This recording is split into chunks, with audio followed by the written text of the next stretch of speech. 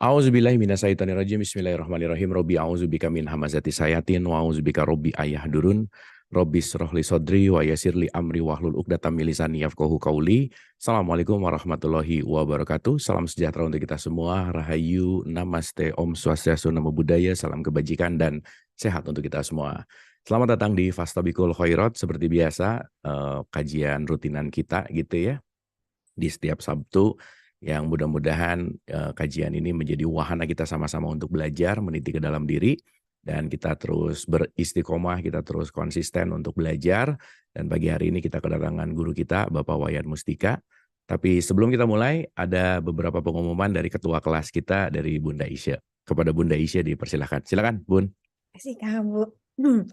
A'udzubillahi minasyaitonirrajim. Bismillahirrahmanirrahim. Rabbi sholli sadri wa yassir li amri wahlul 'uqdatam min lisani yafqahu qauli. Allahumma sholli ala sayyidina Muhammad wa ala ali Muhammad. Assalamualaikum warahmatullahi wabarakatuh. Teman-teman semua, sahabat semua, ketemu lagi hari ini, pagi ini.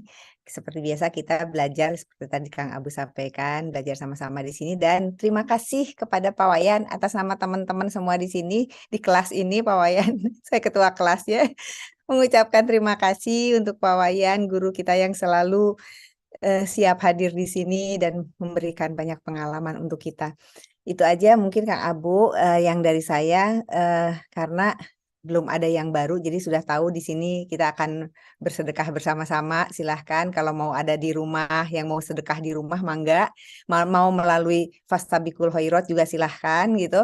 Nah, selamat bersedekah. Sebelum kita mendengarkan pembicaraan ini dari Pak Wayan, mari kita sama-sama berbuat kebaikan agar ilmu yang kita dapatkan akan lebih bermanfaat dan lebih mudah kita menyerapnya. Itu aja Kang Abu, hanya saya belum bisa menyampaikan berapa saldo hari ini ya Kang Abu, nanti mungkin di akhir ini, di akhir acara saya sampaikan saldonya. Dan terima kasih sekali lagi pada teman-teman yang sudah transfer melalui Fastabikul Khairat untuk bersedekah. Itu aja. Selamat mendengarkan. Mari kita siapkan pendengaran, penglihatan dan hati kita. Mangga Kang Ambu silahkan dilanjutkan lagi. Oke, terima kasih. Dan seperti biasa sebelum kita mulai, ada baiknya kita hening dulu sejenak agar kita hadir utuh di sini saat ini, supaya pikirannya nggak loncat depan, loncat belakang gitu ya. Atensi kita penuh, fokus kita juga tajam, sehingga kita bisa melihat sesuatu lebih dalam lagi dari apapun yang akan kita bahas dan dialirkan oleh semesta di pagi hari ini. Oleh karena itu kita menghening sejenak, menghening dipersilahkan.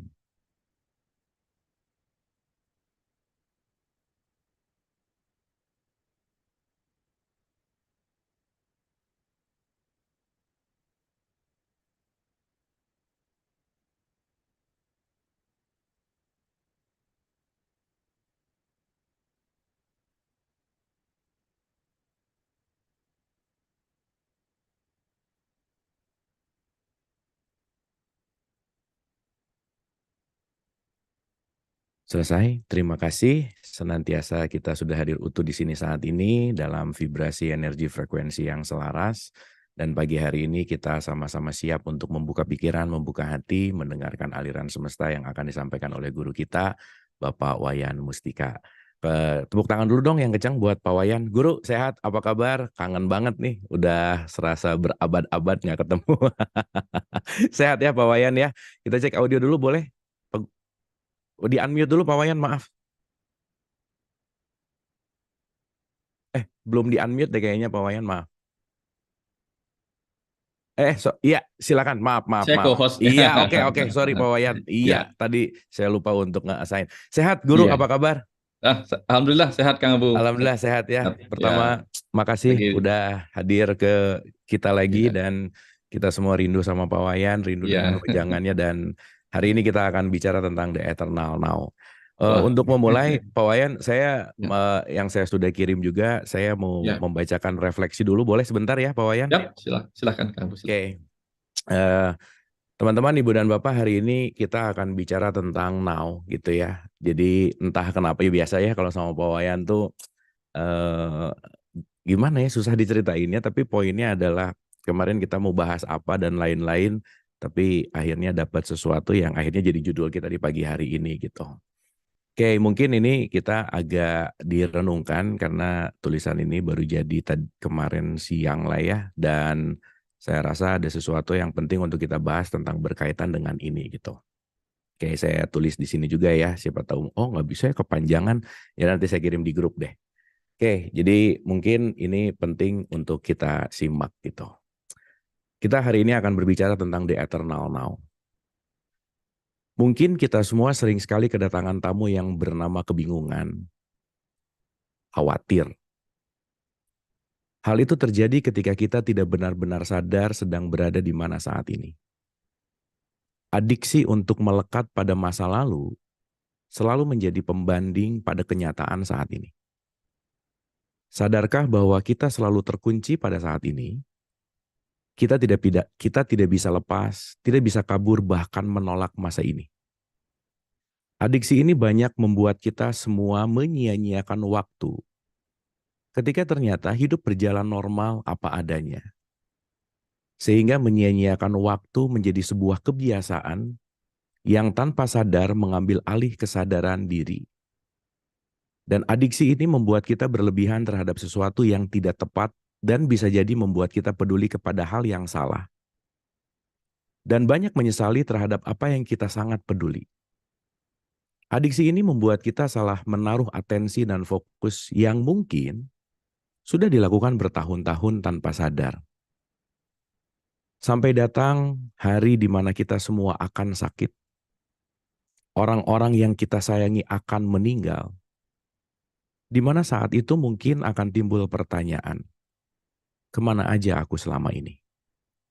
Bahkan, jika kita memiliki umur 100 tahun, kita tidak hidup selama itu ternyata. Karena kebanyakan terbuang sia-sia oleh adiksi itu. Pertanyaannya, sudah berapa lama kita benar-benar hidup? Sebaliknya, seberapa hebat kita merencanakan sesuatu untuk masa depan, seberapa besar kita mengantisipasi masa depan yang dibuat dengan sangat dahsyat, tetapi kenyataannya bahwa hidup hanya terjadi saat ini. Masa lalu hanya memori, dan masa depan pun hanya ilusi. Dan menariknya adalah, banyak orang mencari dan berharap untuk kebahagiaan di masa depan, dan masa depan itu tidak pernah terjadi. Kita selalu ingin menyelesaikan masalah, dan terus-menerus fokus untuk ingin segera selesai. Mencari jalan keluar, mencari solusi. Tapi penting untuk kita renungkan. Teramat sangat memungkinkan untuk kita meninggalkan masalah itu sejenak, untuk bisa kita menikmati hidup di sini saat ini. Karena kita hanya punya di sini saat ini. Silakan, Pak Wayan.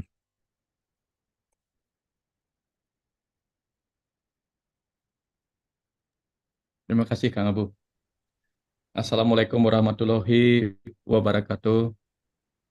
Salam sejahtera, Om Swastiastu, Namo Buddhaya, salam rahayu semua. Pagi ini kita berjumpa kembali dalam acara yang luar biasa di MPFK dan membicarakan sesuatu yang ini, ya saya mau cerita sedikit tentang apa yang saya rasakan ketika Kang Abu membacakan kembali apa yang mengalir kemarin itu. Di eternal now. Eternal itu keabadian. Dan ada kata now di situ. Now itu N-O-W. N-O-W. U kecil dan U besar mencapai sebuah penyatuan window, nol di tengah-tengahnya. Itulah sebuah puncak sebenarnya Kang Abu. Puncak pencapaian ketika kita jauh pergi ke masa depan, jauh pergi ke masa lalu. Ujung-ujungnya kita akan tiba di sebuah tempat yaitu saat ini. Ini yang banyak dicari oleh orang-orang yang melakukan pencarian ke dalam dan keluar. Akhirnya dia tiba di permukaan apa yang dia alami saat ini. Nah jadi di Eternal Now yang Kang Abu ingin bahas kita bersama hari ini, itu adalah sebuah pencapaian sebenarnya. Pencapaian sehingga pencapaian antara U dan besar dan U yang kecil, sehingga dia menjadi N-O-W. sama-sama O. O kecil dan O besar sama-sama mengalami ruang kosong sunyata, tetapi ada yang mengisi di dalamnya, yaitu W, U dan U. Ya, lalu saya rasa kita perlu disclaim, karena ini ilmu yang sebenarnya karena ini ilmu yang tingkat tinggi sebenarnya, Kang Abu. Sederhana, tetapi sebenarnya ini tingkat tinggi. Maka saya mau disclaim sebentar, bahwa apapun nanti yang akan saya jelaskan, saya bagikan di sini berdasarkan apa yang dialirkan, gitu. Kita akan menjadikan the power of now, the eternal now ini sebagai art and science. Jadi karena dia sains, kita perlu memahaminya. Dan ketika dia art, maka kita perlu mengaplikasikannya dengan seni. Seni memahami kekinian, seni memahami now, dan seni mengaplikasikan now itu sendiri. Karena apa? Setiap tesa selalu memiliki antitesa. Memahami now, menggunakannya dengan cara yang keliru juga berbahaya. Karena now itu, sebagaimana saya sampaikan tadi, adalah art and science. Science berarti dia ilmu. Ilmu itu artinya guna. Harus digunakan pada saat yang tepat agar berguna. Kalau digunakan tidak pada saat yang tepat, bisa kehilangan gunanya. Bisa kehilangan manfaatnya. Kenapa demikian? Karena now itu ada O, kali lagi ada O, adalah penyatuan masa lalu, masa kini, dan masa depan. Dia menyatu. Menyatu menjadi apa? Menjadi kekosongan itu sendiri. Sehingga kita benar-benar harus tahu kapan kosong, kapan berisi. Ini penting. Ini disclaim dulu supaya nanti ketika memahami now, akhirnya tiba-tiba segalanya now berbahaya. Karena betapapun kita sebagai diri yang utuh sedang berada bersama-sama dengan ketiga-tiganya. Tubuh kita menyimpan masa lalu, ya, karena setiap peristiwa-peristiwa yang kita lalui bersama tubuh ini, kenangan-kenangannya akan menjadi kode-kode memori yang tersimpan di batin bawah sadar tubuh kita. Kita membawa ribuan kenangan dari ribuan kelahiran dalam tubuh fisik ini. Dan ruh kita, jiwa kita, itu membawa sesuatu tentang masa depan. Dia mempunyai visi dan misi untuk kehadirannya di dunia ini. Pikiran kita adalah yang berada di tengah-tengahnya. Jadi tubuh membawa masa lalu, jiwa membawa masa depan, pikiran seharusnya berada di masa kini. Sesekali dia boleh berbicara dengan tubuhnya untuk merenungkan masa lalu, mengambil kembali ingatan-ingatan masa lalu. Sesekali dia boleh berada bersama dengan sang ruh dalam diri untuk mengetahui apa yang menjadi visi misi sang ruh dalam kehidupan ini. Sehingga muncullah cita atau kesadaran murni, cita-cita akan masa depan. Tetapi begitu sang pikiran tenggelam kepada sang ruh tentang masa depan, dia lupa pada kekinian. Begitu pikiran tenggelam pada tubuh, dia lupa kepada kekinian dan tenggelam pada masa lalu. Ya, mungkin tubuhnya pernah sakit dan sebagainya, dia mengalami trauma-trauma tentang simpanan-simpanan memori pada tubuhnya. Ini, sehingga benar-benar harus kita tahu pikiran kita ada di kekinian, tetapi dia menyimpan guna. Guna kapan? Nah, jadi ketika kita meditasi, kita bisa masuk kepada batin masa lalu kita di tubuh kita untuk mengambil rekaman-rekaman, bukan tentang rasa, tetapi tentang pelajaran apa yang ada pada rasa yang terlewatkan di masa lalu yang belum sempat kita amati.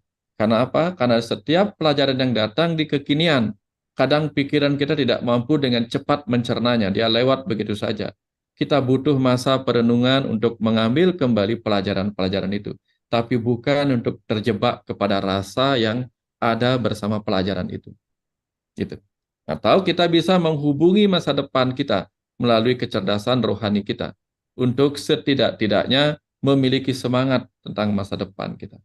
Itu pentingnya kita berada di kekinian. Bukan berada di kekinian untuk benar-benar diam saja di kekinian, tetapi untuk sejenak menengok masa lalu, sejenak menengok masa depan. Makanya mata kita tidak bisa jauh melihat ke depan, tidak jauh bisa melihat ke belakang, tetapi dia bisa melihat yang dekat-dekat. Nah, sebagai contoh, kalau kita naik mobil, kendaraan, kita memiliki spion untuk melihat ke belakang, ya 3 spion melihat ke belakang, dan di depannya besar, tetapi bukan berarti kita harus fokus ke depan. Jangan sampai fokus jauh ke depan, lupa di depan sedikit ada batu yang bisa kita lindas dan berbahaya. Ini pentingnya kita berjarak dengan jarak yang tepat pada masa lalu dan pada masa depan. Karena kini itu bukan berarti tidak berjarak sama sekali. Dia memiliki jarak-jarak yang aman bagi kita masing-masing. Pada setiap orang dia memiliki jarak aman yang berbeda. Ada yang jarak masa lalunya jauh, tapi dia tidak apa-apa. Ada yang jarak masa depannya jauh, tapi dia tidak apa-apa. Tapi banyak orang jarak sedikit ke masa kemarin sudah tersakiti oleh hal yang terjadi kemarin. Jarak sedikit ke masa depan sudah cemas dan khawatir oleh masa depan. Ini berbahaya. Kalau begitu cepat-cepat kembali ke kekinian yang tidak berbahaya. Ini tempat-tempat kita menemukan zona-zona nyaman, zona-zona aman itu. Nah, untuk lebih detailnya Kang Abu, saya mau cerita banyak nih tentang ini. Mudah-mudahan cukup waktunya. Saya mau izin share screen Kang Abu. Ya, ada Silakan. hal tertentu yang mau saya bagikan. Mudah-mudahan nanti ini lebih menguatkan apa yang menjadi pembahasan kita pada pagi hari ini. Nah, saya benar-benar luar biasa sama Kang Abu nih. Saya nggak pernah peduli dengan urusan pelajaran tentang eternal now. Tapi gara-gara Kang Abu yang meminta, ngalir. Jadi saya sebenarnya diajarin sama Kang Abu, bicara ini dong. Jadi saya, minta sama semesta mau bicara apa hari ini gitu. Nah, jadi kalau kita berbicara tentang eternal now, kita harus melihat sesuatu yang berbeda. Sebagai disclaimer tadi, why now? Why only now? Kenapa begitu penting? Kenapa kita harus berbicara tentang masa kini? Dan kenapa kita penting hanya ada pada saat ini? Kapan itu penting? Karena ternyata banyak sekali orang yang menderita oleh masa lalu, juga oleh masa depan ini. Dan semua orang tidak mau menderita. Ini menarik. Banyak orang tidak mau menderita, banyak orang mencari kebahagiaan, tetapi dia izinkan dirinya menderita oleh masa lalu dan oleh masa depan. Ini menarik. Nah, tapi ketika diajak untuk diam di masa kini, dia nggak mau. Ini menarik. Menarik. Susah sekali membawa orang diam di masa kini, menikmati masa kini. Mereka memilih terjebak di masa lalu dan masa depan. Padahal mereka ingin bahagia. Dan mereka tahu masa lalu yang menderita itu harus dilepaskan, tapi mereka nggak mau melepaskan. Aneh. Nah, padahal kenapa penting kita ada di kekinian? Karena kita tidak benar-benar punya kendali apapun atas masa lalu kita. Dia sudah berlalu. Kita tidak punya kendali apa-apa. Dan tidak punya kuasa penuh atas masa depan. Lalu ketika kita mencoba mengendalikan masa lalu yang kita tidak punya tali kendalinya, tambah menderita lagi. Ketika kita mencoba menguasai masa depan dengan harapan-harapan kita, sementara kita nggak punya kuasa sama sekali atas masa depan, kita menderita lagi. Sudah menderita oleh kenangan dan kekhawatiran masa lalu dan masa depan, kita mencoba lagi mengendalikan masa lalu yang tidak bisa kita kendalikan. Tidak punya kuasa untuk masa depan, lalu kita mencoba mengatur agar masa depan sesuai dengan harapan kita. Ini seperti seseorang yang menggunakan tangan kosong untuk mencoba memindahkan Gunung Mahameru. Sia-sia. Sia-sia. Kemudian orang merasa menderita karena apa? Masa lalu menjadi beban dalam ingatannya, dan masa depan menjadi beban harapan dan cita-citanya. Bayangkan, dalam 3 hal ini saja, kita sudah mengizinkan diri kita menderita dan jauh dari kebahagiaan karena kita terjebak pada masa lalu dan masa depan. Maka disinilah why now, why only now. Kenapa kita butuh saat ini? Kenapa kita butuh hanya di saat ini? Karena dua-duanya itu berbahaya. Tetapi sekali lagi, siap-siapkan diri untuk menyadari tesa dan antitesa. Walaupun masa lalu tampak banyak hal buruk, masa depan tampak banyak hal yang tidak pasti, tapi masa lalu ada, masa depan ada untuk sesuatu yang mungkin bisa bermanfaat jika kita mampu memanfaatkan dengan sebaik-baiknya. Jadi jika masa lalu tidak bermanfaat, masa depan tidak bermanfaat, berarti kita yang belum mampu memanfaatkannya dengan baik. Maka kita perlu gunakan masa sekarang untuk merenung dan belajar serius tentang bagaimana mengelola masa lalu dan mengelola masa depan. Agar yang tadi tampak tidak berguna, kita ketemukan gunanya karena kita ketemukan ilmu yang ada di masa lalu yang terlewatkan kita baca. Saya sengaja menggunakan latar belakang slide ini dalam bentuk seperti panggung atau mungkin film atau ruang ini. Kenapa? Karena kalau kita nonton sesuatu yang beratraksi di panggung atau di layar film misalnya, layar bioskop misalnya, kita sering membaca terjemahan-terjemahan. Anggaplah kita tidak bisa mendengarkan, mengerti apa yang dipahami. Jadi kita harus benar-benar membaca translate yang percakapan para pemain itu. Begitu kita terlewatkan translate-nya, kita akan kehilangan makna dari cerita itu. Mungkin banyak hal-hal penting yang muncul dalam translate film itu. Bayangkan, kalau kita terus-menerus ingat kepada masa lalu yang sudah lewat dari translate itu, dari terjemahan itu, maka kita akan kehilangan kata-kata yang tepat ada di hadapan kita. Atau memikirkan terjemahan yang belum datang. Kita tidak akan mendapatkan apa-apa. Maka gedung film adalah tempat di mana kita benar-benar berlatih kekinian juga. Kekinian untuk apa? Membaca apa yang bisa kita lihat terjemahannya. Ya, jangan mengingat terjemahan yang sudah lewat, tapi biarkan itu menjadi pengetahuan. Apa yang tadi dikatakan, tapi bukan fokus kepada itu. Karena kalau kita benar-benar melupakan apa yang terjadi menjadi terjemahan yang lewat di depan kita itu, maka kita mungkin akan lupa yang kita hadapin sekarang di depan kita ini siapa. Kita mungkin lupa namanya, mungkin jalan ceritanya.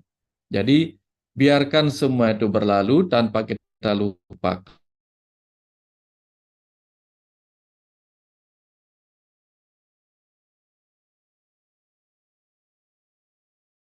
Pak Wayannya beris ya?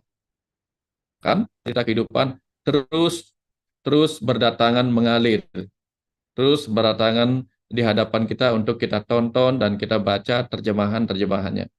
Dan kalau kita tidak sempat membaca terjemahannya, mungkin kita perlu mengulang dalam ingatan. Ini terjemahannya apa? Jadi pengetahuan-pengetahuan dalam cerita-cerita kehidupan ini perlu kita ulang kembali terjemahan-terjemahannya agar pengetahuannya dapat kita renungkan kembali. Nah, itu pentingnya kita berada di kekinian untuk terus mengikuti hal-hal yang akan kita hadapi. Nah, selanjutnya kita coba bayangkan kenapa kemudian kita harus mengenang pelajarannya. Ya, ini tentu makanan. Ya, makanan. Apa yang kita pikirkan tentang makanan ini? Wah, ini enak. Kita katakan enak, padahal baru melihat gambarnya, belum mencicipinya. Tapi coba bayangkan kalau kita terjebak kepada masa lalu ini. Bayangkan kita sedang berhadapan dengan makanan ini. Kita mengamati di sana ada udang, ada nasi goreng, dan ada segala macam. Kita mungkin memiliki bayangan akan masa depan. Wih, nanti pasti enak sekali nasi goreng ini. Tetapi apa benar nasi goreng ini enak? Kita nggak tahu. Sampai kita benar-benar mencicipinya di saat ini. Tapi kita tidak akan pernah bisa mencicipinya di saat ini kalau kita terus-menerus menghayal ke masa depan. Kayaknya ini enak, kayaknya ini kurang cabai, kayaknya ini. Kita belum tentu sebuah realitas. Realitas yang ada di hadapan kita saat ini adalah nasi goreng ini dan perlu kita jadikan realitas masa kini di dalam diri kita dengan mencicipinya. Tapi kalau kita terjebak di masa lalu, kita akan lama bisa menikmatinya. Kita mungkin akan berenung, bagaimana sih cara bikin nasi goreng ini, apa sih yang dimasak lebih dulu, bla bla bla, dan seterusnya. Akhirnya kita nggak pernah bisa menikmati apa yang ada di hadapan kita. Bayangkan kalau misalnya kita hanya diberi waktu 5 menit untuk makan nasi goreng ini, karena ada hal yang harus kita kerjakan buru-buru. Tapi dalam waktu 5 menit itu kita gunakan untuk memikirkan bagaimana sih cara masak nasi goreng ini. Apa sih yang dimasukkan ke dalam pancinya, bukan panci, penggorengannya, wajannya lebih dulu. Kita sibuk berencana menangkap udang ini, bagaimana sih caranya menanam tomat ini. Kita sibuk memikirkan masa lalu. Tahu-tahu waktu sudah berlalu 10 menit. Terus mendapat kita. Apa yang terjadi? Kita kehilangan momentum yang harusnya bisa kita nikmati. Ya. Kita kehilangan momentum di mana kita sebenarnya bisa menikmati apa yang terhidang di depan kita. Nah, apalagi kalau kita mikirkan di masa depan, wah seandainya nasi goreng ini saya makan, betapapun enaknya nasi goreng ini, besok dia akan berakhir di kamar mandi. Ini sama saja menjadi hal yang tidak berguna. Kalau itu yang kita pikirkan jauh di masa depan, bahwa nasi goreng ini pada akhirnya akan terbuang juga menjadi kotoran dan sebagainya, kita benar-benar nggak bisa menikmati nasi goreng ini, hidangan ini. Maka kita perlu berada di masa kini, pada nasi goreng itu sendiri. Seperti halnya apa yang kita hadapi sekarang di saat ini pada apapun yang sedang kita miliki, bukan pada apa yang tidak kita miliki. Karena kalau kita fokus pada apa yang tidak kita miliki, kita lupa menikmati apa yang sedang kita miliki. Tubuh ini, pikiran ini, kata-kata ini. Nah, kalau kita memikirkan jauh di masa depan, apapun yang kumiliki di kehidupan itu pada akhirnya akan kutinggalkan, akan kubuang setelah aku meninggalkan dengan menuju ke alam kematian. Maka apa artinya kehidupan ini? Kita boleh mempelajari masa depan, menengok masa depan, bahkan menengok kematian kita, tetapi bukan untuk terjebak pada itu. Tapi kita perlu mengetahui. Seperti misalnya kita mengetahui apa sih manfaat makanan ini ke masa depan. Kalau rasanya terlalu banyak kolesterol, ya jangan dimakan yang mengandung kolesterol. Itu penting. Penting, tetapi tidak terjebak untuk takut pada kolesterol dan sebagainya. Ini contoh. Saya akan banyak menggunakan gambar-gambar juga. Berikutnya, kita tahu, seandainya kita adalah orang yang ada di tengah-tengah ini. Kita adalah orang yang ada di masa kini. Tetapi diri kita yang lain menarik kita terus-menerus ke masa lalu, pada trauma-trauma, dan menarik juga kita ke masa depan. Bayangkan kalau lengan kita sama-sama diikat oleh masa lalu dan masa depan, lalu kita ditarik sama-sama, maka kita menjadi pribadi yang terbelah. Mungkin kalau saking kuatnya terbelah, kita menjadi schizofren.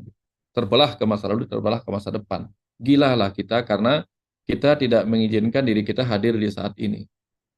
Ya, terjebak pada trauma masa lalu, sehingga masa kini menjadi penuh ketakutan. Terjebak pada kecemasan masa depan, ditarik lagi ke masa depan yang tidak pasti. Maka kita tidak pernah memiliki kepastian apa-apa lagi. Ini berbahaya.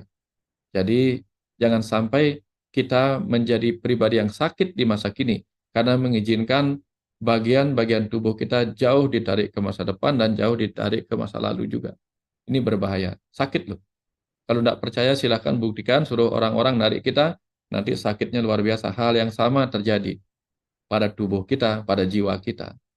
Makanya ruh kita yang lahir di masa sekarang ini sengaja dibuat lupa. Skenario-nya dibuat lupa oleh oleh semesta itu sendiri. Makanya banyak kita melupakan siapa dulu diri kita di masa lalu, reinkarnasi siapakah kita. Sengaja dibuat lupa supaya kita nggak terjebak lagi pada reinkarnasi kita di masa lalu. Atau di masa depan siapakah kita, reinkarnasi kita nanti, itu nggak penting. Siapa kita sekarang, itu yang penting di tataran jiwa atau ruh. Sehingga tubuh saja tidak boleh ditarik ke masa depan, masa lalu. Pikiran juga tidak boleh ditarik ke masa depan dan masa lalu. Tetapi pikiran boleh mengunjunginya sejenak dalam batas-batas aman. Ruh kita juga tidak boleh ketarik ke masa lalu dan masa depan. Dia harus hidup di masa kini bersama kita. Nah, itu tugasnya. Kemudian banyak orang sekarang ini berlomba-lomba, berlari kencang, ya, menantang sang waktu, melewati sang waktu, bersama sang waktu. Untuk apa? Untuk mengejar masa depan, meninggalkan masa lalunya. Ini yang banyak kita lakukan saat ini. Di masa kini kita terus-menerus berlari ke sana kemari, mencoba meninggalkan masa lalu untuk mengejar masa depan. Dan karena kita terus berlari, ini juga melelahkan.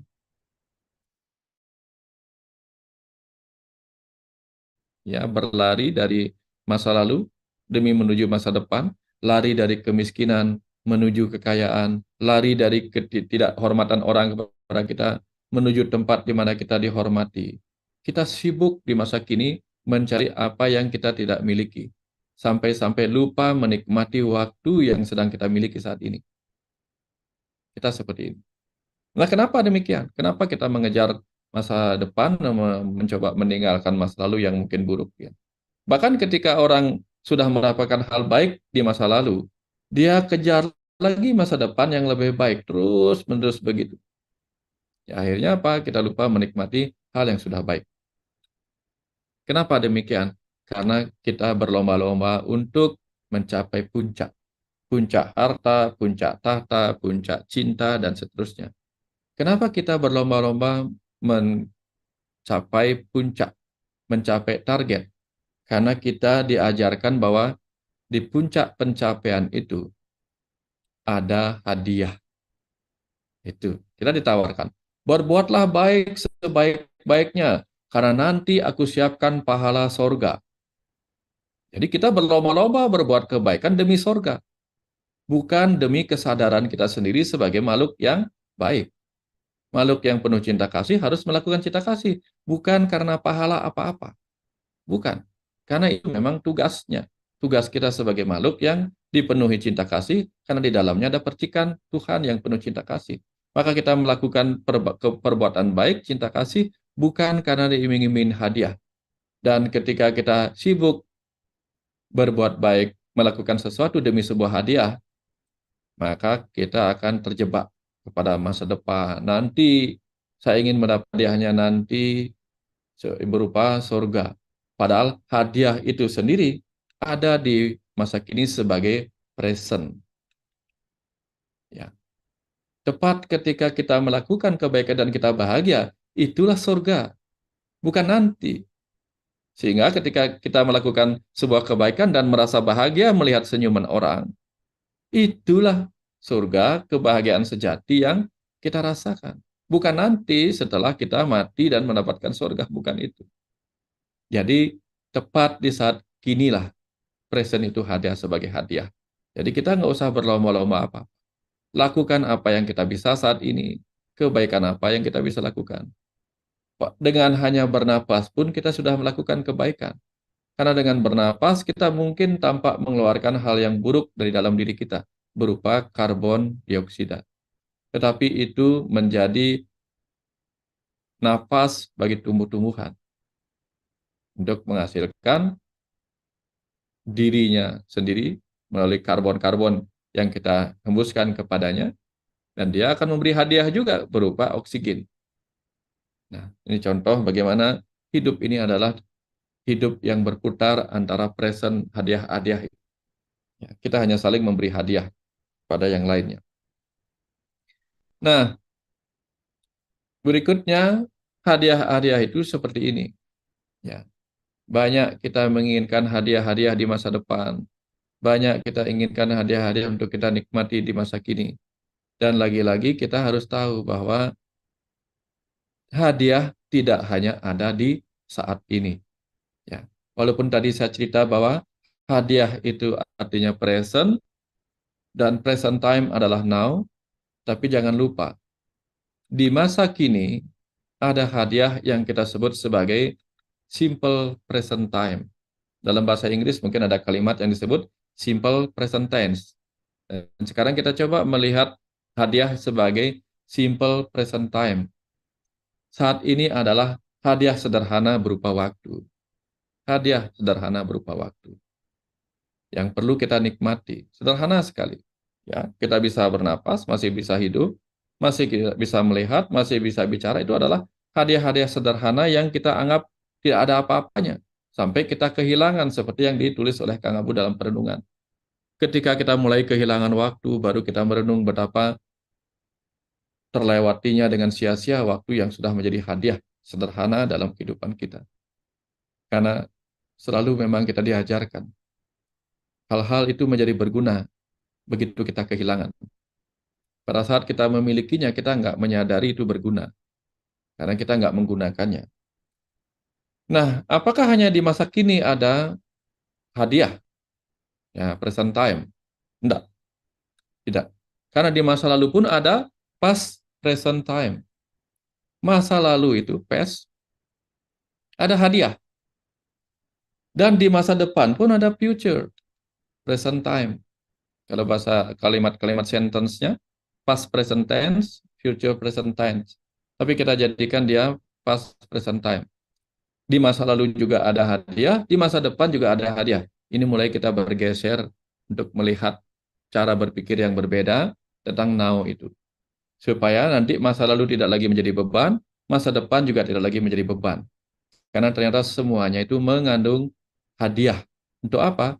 Untuk kita nikmati di saat ini. Nah, kita lihat kenapa masa kini menjadi hadiah, masa lalu menjadi hadiah, masa depan menjadi hadiah. Kita lihat sekarang. Kenapa present atau masa kini adalah hadiah?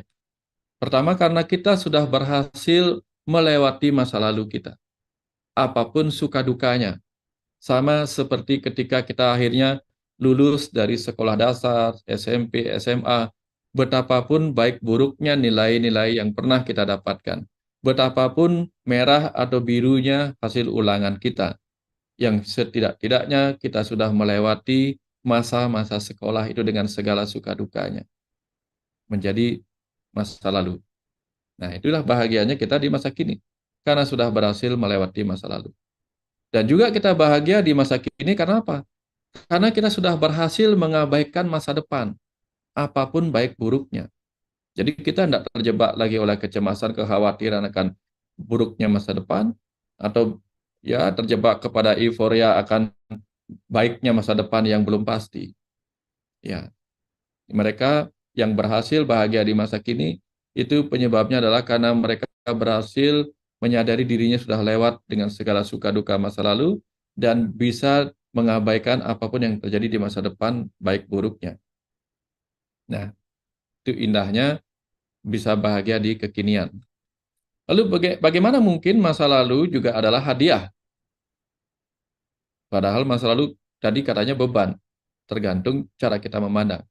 Masa lalu adalah hadiah, karena kita telah diizinkan oleh sang sutradara untuk pernah menjadi pemeran sandiwara kehidupan, apapun peran dan suka dukanya.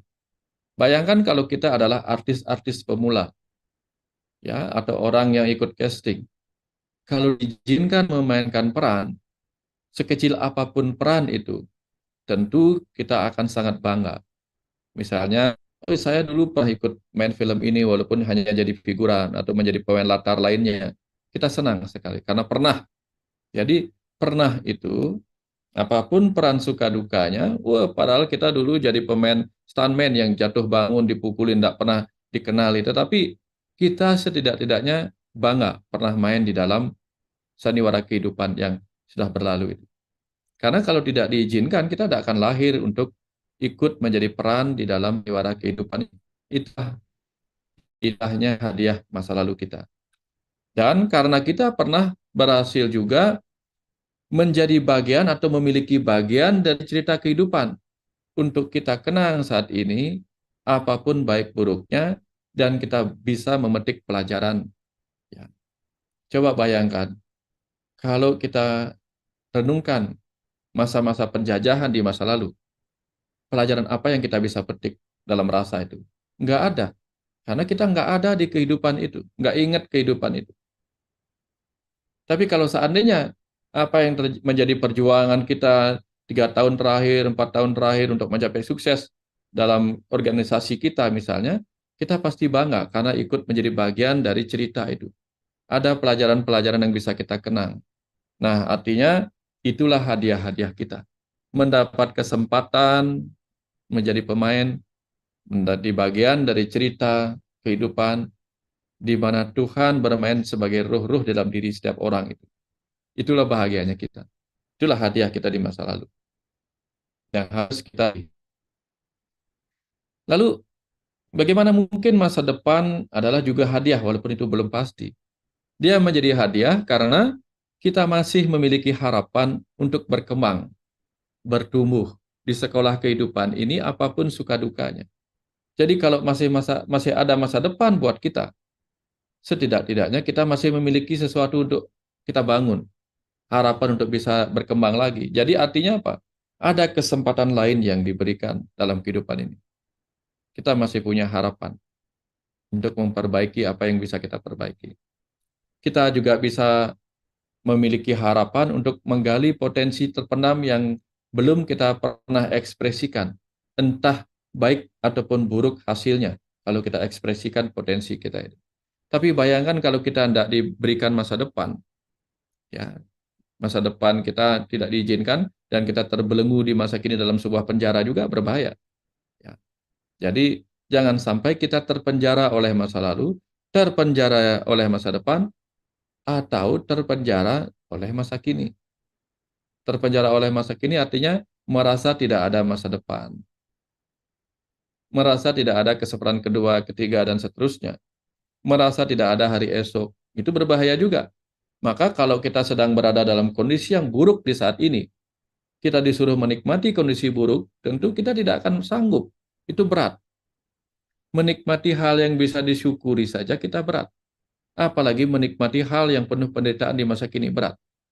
Tetapi hadirnya masa depan sebagai sebuah harapan untuk kita memperbaiki masa kini, itu juga hadiah buat kita.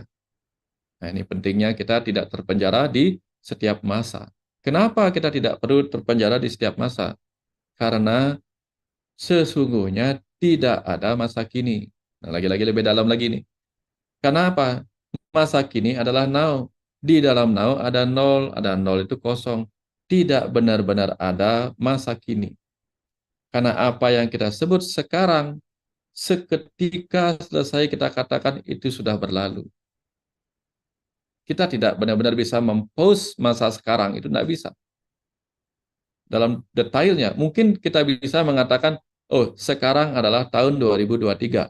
Kita punya jarak waktu setahun untuk menikmati 2023.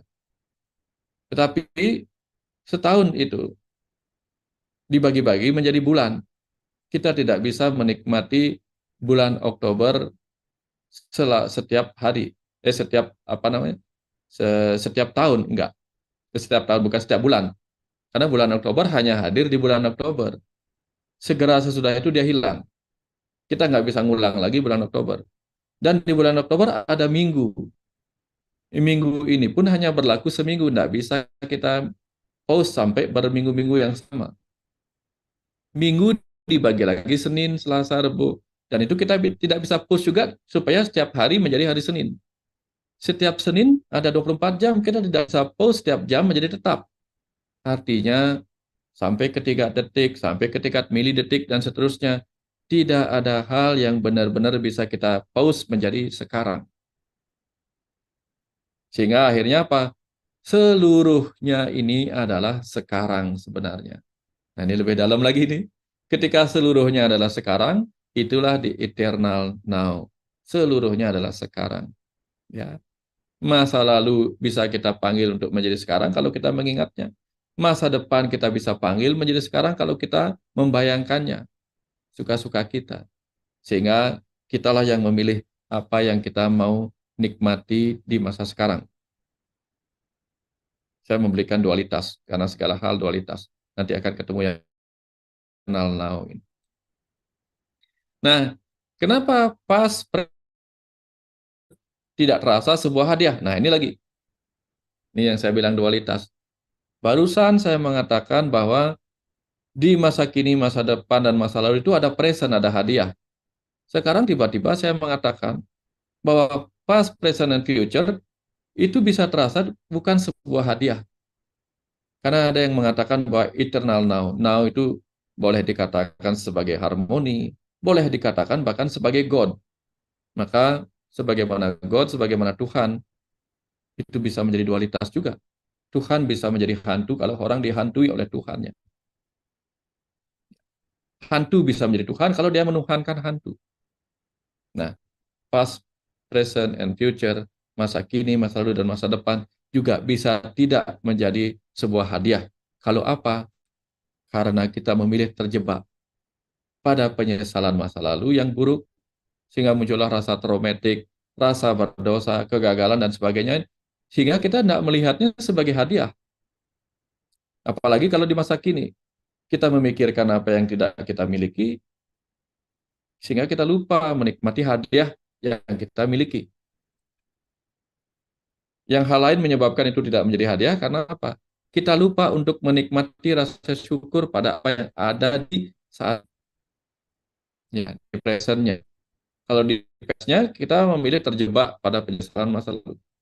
Sehingga masa lalu tidak menjadi hadiah. Masa kini tidak menjadi hadiah karena kita lupa untuk mensyukuri apa yang sudah ada yang kita miliki. Dan masa depan juga bisa menjadi tidak sebuah hadiah. Karena apa? Karena kita menghabiskan waktu kita untuk terbelenggu pada kecemasan akan hal-hal buruk di masa depan. Hal-hal buruk ya. Atau mungkin kita terjebak pada romantisme harapan indah yang akan terjadi. Padahal belum pasti. Ini sama-sama tidak memberi hadiah kepada kita. Ya, ya. Harapannya terlalu ini. Nanti apa? Begitu harapan tidak sesuai kenyataan, hilang rasa hadiah itu sendiri. Nah, ini bahayanya. Ya, ini hal penting yang perlu kita renungkan. Dia menjadi hadiah apa tidak? Kembali kepada pilihan kita. Seperti halnya karma dan pahala. Kitalah yang memilih dengan free will kita mau melakukan karma apa, tetapi karma itu pahalanya bukan bagian dari free will kita. Cabai akan tetap terasa pedas, tidak mungkin terasa manis. Tapi kitalah yang bisa memilih mau makan cabai apa makan gula. Nah, pada akhirnya kita akan sampai ke sebuah titik tentang the eternal now. Kalau kita merenung tentang eternal now dan ada now yang sering dilakukan oleh orang-orang yang meditasi di kekinian. Nah, ini kalau kita mau meditasi, tidak memikirkan masa lalu, tidak memikirkan masa depan, dan benar-benar ada pada kesunyian, keheningan, kekosongan, kesunyataan pada masa kini. Apa yang kita lakukan? Maka kita akan merenung pada kata now itu. Supaya kita abadi pada now itu sendiri, maka kita harus mencoba untuk diam, diam, diam, tanpa memikirkan no what. Tidak memikirkan apapun, ya. Seperti lagunya, tanpa apa, tanpa aku, tanpa engkau. Ya, no what. Tidak memikirkan apapun. Hening saja. Kemudian no. No berikutnya adalah, no why. Kita tidak bertanya-tanya, ya Tuhan, kenapa hidupku begini? Kenapa masa laluku begini? Kenapa masa depanku tidak mendatang? Dan sebagainya. Kita sibuk oleh pertanyaan kenapa itu. Bingung kita. Jadi bebaskan diri kita dari pertanyaan ini. Kalau ingin istirahat di kekinian dalam meditasi. Now yang berikutnya adalah nowhere. Tidak kemana-mana. Diam, duduk fokus pada kekinian di saat ini dan di sini. Nowhere. Tidak ke masa lalu, tidak ke masa depan. Now apa? Know who. Tidak lagi bertanya siapa diriku, siapa sesungguhnya aku, siapa aku di masa lalu dan siapa aku di masa depan. Tetap terima apa adanya. Now menjadi know who. Dan know when.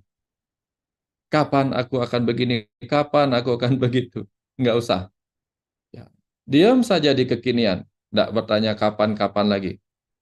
Jangan nyanyikan lagu kapan-kapan. Nah, sudah, nggak usah nyanyikan lagu itu. Tetap saja ada di kekinian. Nah, itu. Dan terakhir, bukan terakhir ya, now.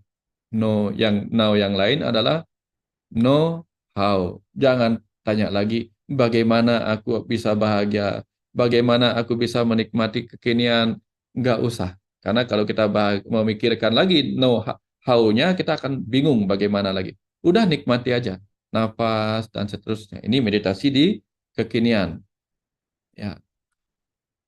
Kalau kita ingin mendapatkan hadiah di masa kini, masa lalu, masa depan, forget the present. Maka forget the present. Lupakan kita menginginkan hadiah itu. Nikmati saja. Karena kalau kita menginginkan hadiah terus, ya bagaimana kita mendapatkan hadiah itu, kita lupa dengan hadiah yang sudah ada bersama kita. Forget the present. Forget the present. Ya. Go. Lakukan saja. Kenapa? Kita hanya perlu get the present. Go, lakukan saja, jalani saja, dan dapatkan hadiah itu sendiri. Go get the present. Ya. Jadi go get the present apa? Yang ada di hadapan kita saat ini apa adanya. Inilah hidup yang simple, inilah hidup yang sadarhana. Sadarhana, sederhana. Sadarhana artinya sadar pada apa yang ada, bukan pada apa yang tidak ada. Karena apa yang ada itu adalah realitas. Realitas itu adalah kenyataan. Kenyataan itu adalah kebenaran yang sedang kita hadapi apa adanya. Jadi kalau kita mencari kebenaran di masa depan, bingung kita. Inilah kebenaran yang ada di saat kita, bersama kita saat ini.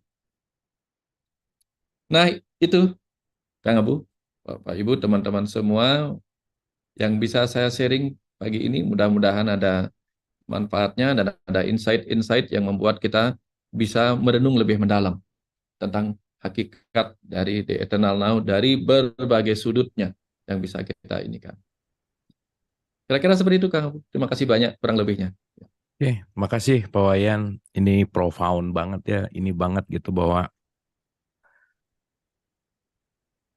saya nggak tahu teknologinya apa Pak Wayan ya, entah gimana gitu ya. Apa yang tadi Pak Wayan sampaikan tuh benar-benar sangat apa ya, menjelaskan apa yang saya harapkan dan bayangkan kemarin sebelum topik ini keluar, dan itu saya terima kasih banyak Pak Wayan, terima kasih. Pokoknya nggak ngerti gimana connection teknologinya gitu, tapi ini benar-benar apa ya, memproyeksikan gitu apa yang benar-benar saya pengen atau saya harapkan gitu ya dalam tanda petik untuk kita bahas pagi hari ini gitu. Nah, tadi kita bicara tentang betul ya, kalau saya ngomong waktu itu udah masa lampau gitu, bahwa kalau kita ngejar kapan tuh nggak akan pernah ketemu gitu ya, dan itu yang mungkin dilupakan untuk kita bisa hadir. Nah, pertanyaan itu menarik sekali sih Pak Wayan. Apa sih yang sangat menyebabkan kita tuh benar-benar sangat berat ya, tadi Pak Wayan pakai katanya berat lagi gitu ya. Jelas-jelas udah ada di kita, meskipun kalimatnya dimiliki kan sebetulnya dipinjamkan gitu ya, nggak ada yang kita punya kan sebenarnya. Kita tuh semua tamu semesta yang nggak pernah punya hak milik anyway. Apa sih faktor utama yang benar-benar memberatkan kita untuk bisa menikmati apa yang kita dititipkan sama kita miliki gitu ya? Yang terus pengen nyari sesuatu yang nggak ada lagi, nggak ada lagi, nggak ada lagi. Padahal udah jelas-jelas di depan ada dalam tanda petik gitu. Tapi kenapa si fokus atau tarikan atau mungkin desakan kita untuk mencari sesuatu yang nggak ada tuh tinggi banget ya? Gimana Pak Wayan? Apa sih penyebab utamanya bisa seperti itu gitu? Silakan. Ya, Kang Abu. Kenapa sesuatu terasa berat? Ada yang bilang begini, Kang Abu. Hidup ini penuh perjuangan. Perjuangan itu berat, kawan. Nah, kata ini ya. Perjuangan itu berat, kawan. Perjuangan untuk apa? Ketika kita menjadi makhluk-makhluk yang lebih di bawah lah, anggaplah di bawah levelnya dalam kesadaran, yaitu misalnya hewan, gitu, di mana dia hanya mengikuti insting nalurinya untuk hidup dan bertahan hidup, fight or flight, maka dia akan berjuang untuk fight or flight, berjuang untuk mendapatkan apa yang dia butuhkan, atau berjuang untuk mempertahankan apa yang dia butuhkan, yang dia miliki, atau berjuang untuk menjauh dari apa yang dia miliki.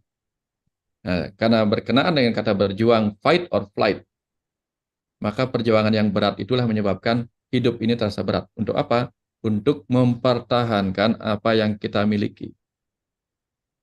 Ketika kita merasa apapun yang ada bersama kita adalah milik kita, maka kita akan berusaha sebagai hewani, kita akan berusaha mempertahankan, berjuang mempertahankan, berjuang mendapatkan, dan perjuangan itu berat, kawan. Nah, sehingga inilah yang kemudian menjadi beban kita. Beban untuk mempertahankan semuanya. Tapi begitu kita lepas dari rasa kepemilikan, tidak ada yang membebani kita. Ya pergi, datang ya datang. Gitu. Nggak pernah, karena semuanya mengapung aja. Sungai tidak pernah merasa memiliki air. Sehingga apapun yang lewat bersama air itu bukan milik sungai, dia biarkan dirinya menerima air sungai yang mengalir. Kotor mengalir, jernih mengalir, penuh sampah mengalir. dibiarkan lewat. Ya. Tapi begitu sungai menganggap volume air adalah beban, maka runtuhlah sungai itu, menahan beban air. Ketika dia mencoba menjadi bendungan, bukan menjadi tempat mengalir, tapi menjadi bendungan. Kenapa air sungai tiba-tiba menjadi beban bagi sungai? Karena dia mencoba membendung luapan sungai. Kenapa sungai tiba-tiba meluap airnya? Karena mungkin di hilir ada bendungan yang menyebabkan tidak mengalir. Jadi sekali kita membendung, ya, anggaplah kita sekarang di masa kini membendung aliran dari masa lalu, masa depan untuk pergi ke masa lalu. Maka kita menghalangi masa depan mengalir menjadi masa lalu melewati diri kita. Akhirnya kita menjadi berat menghadapi masa depan, berat menghadapi masa kini, berat menghadapi masa lalu. Nah, ini yang terjadi kepada kita, Kang Abu. Nah, inilah kemudian banyak pengetahuan-pengetahuan tentang ajaran-ajaran kelepasan. Kita boleh memiliki sejenak, tapi nggak boleh menggenggamnya. Boleh memegangnya, tapi nggak boleh menggenggamnya. Kalau di jembatan itu kita mau nyebrang, itu biasanya ada pegangan. Tapi belum pernah saya dengar nanti kalau nyebrangin jembatan, itu ada genggaman. Nggak ada genggaman. Yang ada tuh pegangan, kiri kanan. Untuk apa? Bukan untuk digenggam, untuk dipegang aja. Nah, ini pegang tuh lepas, lepas, lepas, lepas. Jangan digenggam. Kalau digenggam berarti kita ketakutan untuk melepas itu. Akhirnya apa? Kita nggak pernah sampai di depan. Kita hanya berada di tengah-tengah pada jurang itu sendiri. Terancam sendiri oleh ketakutan kita. Tapi begitu kita menjadikannya pegangan, ya kita lepas satu persatu. Ya, bawah itu bukan tapak, tetapi pijakan. Jadi berpijak saja, berpijak, berpijak, berpijak. Melangkah seperti itu. Nah, itu baru kita akan bisa ringan. Kalau enggak, semua akan menjadi beban. Menjadi berat. Kira-kira seperti itu, Kang Abu. Lagi satu apa ya Kang Abu sampaikan tadi, saya rasanya belum Ya, lupa. Pak Wayan, itu ini apa namanya udah apa namanya mewakili semuanya, betul betul. Jadi Oke. poinnya itu keren sih tadi kalimat pegangan dan genggaman gitu ya, bahwa kita melewati sungai bukan pegangannya bukan untuk dipegang terus ya, kalau dipegang terus ya nggak maju-maju gitu intinya. Cuman jadi terpercik gini Pak Wayan, saya jadi memahami kalimat gini. Kenapa saya rasa dalam semua tradisi agama ya, kalau dalam di dalam konteks Quran katakanlah ada kalimat gini Pak Wayan. Tuhan selalu mengatakan bahwa saya paling nggak suka orang musyrik gitu. Dan saya memahami musyrik yang agak lebih esensial ketika tadi Pak Wayan mengatakan musyrik itu kan mempersekutukan Tuhan gitu. Dan ketika kita bicara Tuhan atau Allah itu adalah realitas. Jadi kalau kita mempersekutukan realitas, di mana kita nggak mau lepas dari realitas atau kita nggak mau mengalir dalam realitas, berarti lagi dalam konteks penggenggaman gitu. Nah jadi saya lebih menyadari bahwa kemusyrikan tuh nggak ada kaitannya sama patung lah, sama benda lah, sama apa gitu ya. Dan ternyata kalau banyak informasi di kitab suci bahwa kebanyakan orang itu mempersekutukan Tuhan, saya jadi lebih menyadari dan memahami bahwa ya tanpa disadari kita adalah orang yang musyrik ketika kita tidak mau melepaskan masa lalu, melekat kepada masa lalu dan menjadi sebuah kemelekatan yang kita nggak pernah bisa move on gitu.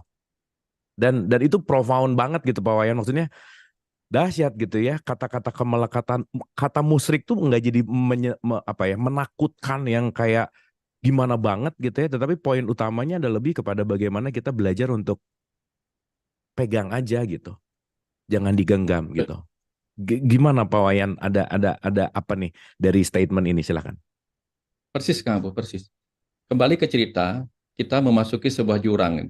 Jurang mau pergi ke sebuah tempat di seberang jurang itu. Karena anggaplah kita dikejar. Kita dikejar oleh sesuatu yang berbahaya, mungkin ular, mungkin harimau atau apa. Kita harus merasa aman ketika kita berhasil melewati jurang itu. Jurang itu anggaplah masalah, kita berhasil menyeberangi jurang itu. Lalu sampai di apa namanya sebuah tempat di seberang. Ya, di entah bukit, entah tempat di seberang itu. Di sanalah kita aman. Nah, di sana kita aman. Tapi begitu kita melewati jembatan karena penuh ketakutan oleh tadi itu, kita kemudian menggenggam erat-erat dua hal di pegangan itu kita harusnya pegang untuk kita terus melangkah, tapi kita genggam. Akhirnya apa? Genggamnya, kenapa kita genggam itu? Karena kita takut jatuh. Ya, akhirnya apa? Genggaman itu menjadi sesuatu yang membuat kita aman. Bukan aman dari kejaran singa di belakang, tapi aman dari jatuh. Akhirnya apa?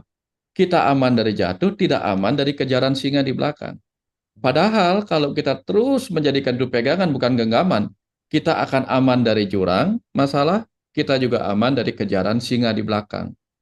Tapi memegang itu, menggenggam itu membuat kita tidak sampai kepada tujuan yang jauh lebih aman. Nah, dalam konteks ini, ketika kita punya masalah kehidupan, punya masalah kehilangan jati diri dan seterusnya, kita dikejar-kejar oleh sifat-sifat duniawi kita menjadikan Tuhan sebagai tujuan di seberang perjalanan kita. Tapi begitu kita menggenggam sesuatu yang tiba-tiba rasanya membuat kita aman dari satu masalah, disitulah kita kemudian memusrikkan sesuatu. Kita menggenggamnya sebagai sesuatu. Itulah kita memusrikkan dan menganggap inilah dia. Karena kita mendapatkan rasa aman sejenak. Aman dari apa? Aman dari jurang. Tapi kita sebenarnya tidak aman dari singa di belakang kita yang mungkin mesti sebenarnya dalam perjalanan mengejar kita. Akhirnya kita di sini, maka kita disuruh jangan menggenggam erat-erat. Jangan menuhankan apapun. Kita belum sampai. Tapi carilah Tuhan yang sesungguhnya di seberang sana yang kita bisa lewati ke semua bahaya ini. Nah, memusrikkan sesuatu, menuhankan sesuatu, sama dengan menganggap apa yang kita genggam itulah penyelamat kita, bukan yang di seberang sana. Nah, kira-kira seperti itu ilustrasinya, Kang Abu. Kira-kira seperti itu. Makasih Pak Wayan. Dan kalau kita bicara tentang now gitu ya Pak Wayan, ini saya pengalaman juga gitu ya, dan belajar ini lama gitu, dan ini saya rasa jadi permasalahan besar sebagian banyak orang lah gitu ya kira-kira. Bahwa kebanyakan orang itu tidak bisa berdamai dengan ketidakpastian masa depan gitu Pak Wayan. Makanya merencanakan apa dan lain-lain ya, hidupnya di masa depan, dan kadang-kadang yang saya tulis di aliran yang kemarin saya kirim juga gitu, bahwa dia nunggu bahagia tuh nanti gitu. Nanti deh kalau udah ini beres, kalau udah semua baru merasa lega, merasa bahagia. Nanti gitu. Dan saya sendiri mengalami itu bertahun-tahun, untuk nanti aja kalau udah beres, nanti itu jadi apa ya? Sesuatu yang sangat benar-benar kita antisipasi terus gitu. Jadi kalau tadi Pak Wayan bilang fight or flight gitu ya, dari bangun tidur tuh hidupnya tuh antisipatif terus, jadi nggak pernah dalam homeostasis lah bahasanya gitu, nggak pernah dalam keadaan yang relax lah, calming lah gitu intinya. Nah, masa depan tuh menjadi sangat menakutkan tuh, poin utamanya apa ya Pak Wayan? Kenapa sih masa depan itu menjadi sesuatu yang benar-benar yang seems to be perfect banget gitu, harus ditata dengan meskipun bukan berarti nggak punya cita-cita, nggak punya visi, nggak punya misi gitu ya poinnya, tetapi itu menjadi sesuatu hal yang sangat menakutkan bagi kebanyakan orang gitu. Gimana Pak Wayan? Ada dua hal, Kang Abu. Ada dua hal. Selain kata menakutkan itu, saya tercenung dengan apa yang Kang Abu sampaikan tadi. Saya bahagia nanti. Saya tanya sekarang kita semua ini. Apa hal yang paling tidak kita sukai dalam hidup ini? Menunggu. Betul nggak, Kang Abu? Menunggu. Dan kita tahu bukan kebetulan bahwa saya menunggu sering juga dikatakan saya menanti. Ya. Nah, ini kita mengalami kontradiksi di dalam diri kita sendiri. Satu sisi kita tidak suka menunggu, tapi kita suka menanti dengan kata apa? Saya bahagia nanti, saya begini nanti, saya begini nanti. Banyak hal-hal nanti yang kita sebenarnya tidak kita sukai. Kalau kita tidak suka dengan menunggu, karena menunggu juga artinya menanti, ya sudah jangan menanti-nanti lagi. Karena kalau menanti itu ada di masa depan. Ya, tidak usah menanti, jadi jangan menyebutkan nanti. Kita bahagia aja sekarang. Bukan lagi urusan nunggu. Karena menunggu itu membosankan. Menanti juga membosankan. Menunggu apa yang akan datang nanti itu membosankan. Lagi nikmati masa kini. Tapi kenapa kemudian kita takut pada masa depan? Yang kita takutkan bukan harapan kita. Bukan apa masa depan kita. Apakah karena kita tidak tahu masa depan itu pasti apa tidak pasti akan menjadi kenyataan. Bukan itu yang membuat kita takut. Yang kita takutkan adalah karena sejak kecil kita diajarkan untuk tidak boleh gagal. Maka kita takut pada kegagalan kita sendiri. Takut harapan kita gagal, takut masa depan kita gagal. Itulah yang menakutkan kita. Tapi kalau sejak kecil kita diajarkan untuk menikmati kegagalan itu adalah sesuatu yang baik, mungkin kita nggak takut pada kegagalan di masa depan, nanti hadiah lagi, hadiah lagi. Kegagalan adalah hadiah kalau bisa kita demikian. Tapi kan akhirnya apa? Oh, nanti saya ulangan dulu apa nggak? Takut pada ulangan. Nanti saya menikah, berhasil apa enggak pernikahan saya? Takut menikah. Kan semua orang takut pada masa depan karena takut pada kegagalan. Coba kalau dia tahu bahwa dirinya pasti, oh saya akan berhasil, dia akan menunggu dengan tidak sabar masa depan. Ini bahaya. Masa depanmu begini loh, pasti nggak? Coba kamu lihat, dikasihlah dia melihat ramalan. Ramalan ini sudah 100% yakin pasti terjadi. Dan ternyata benar dia akan sukses.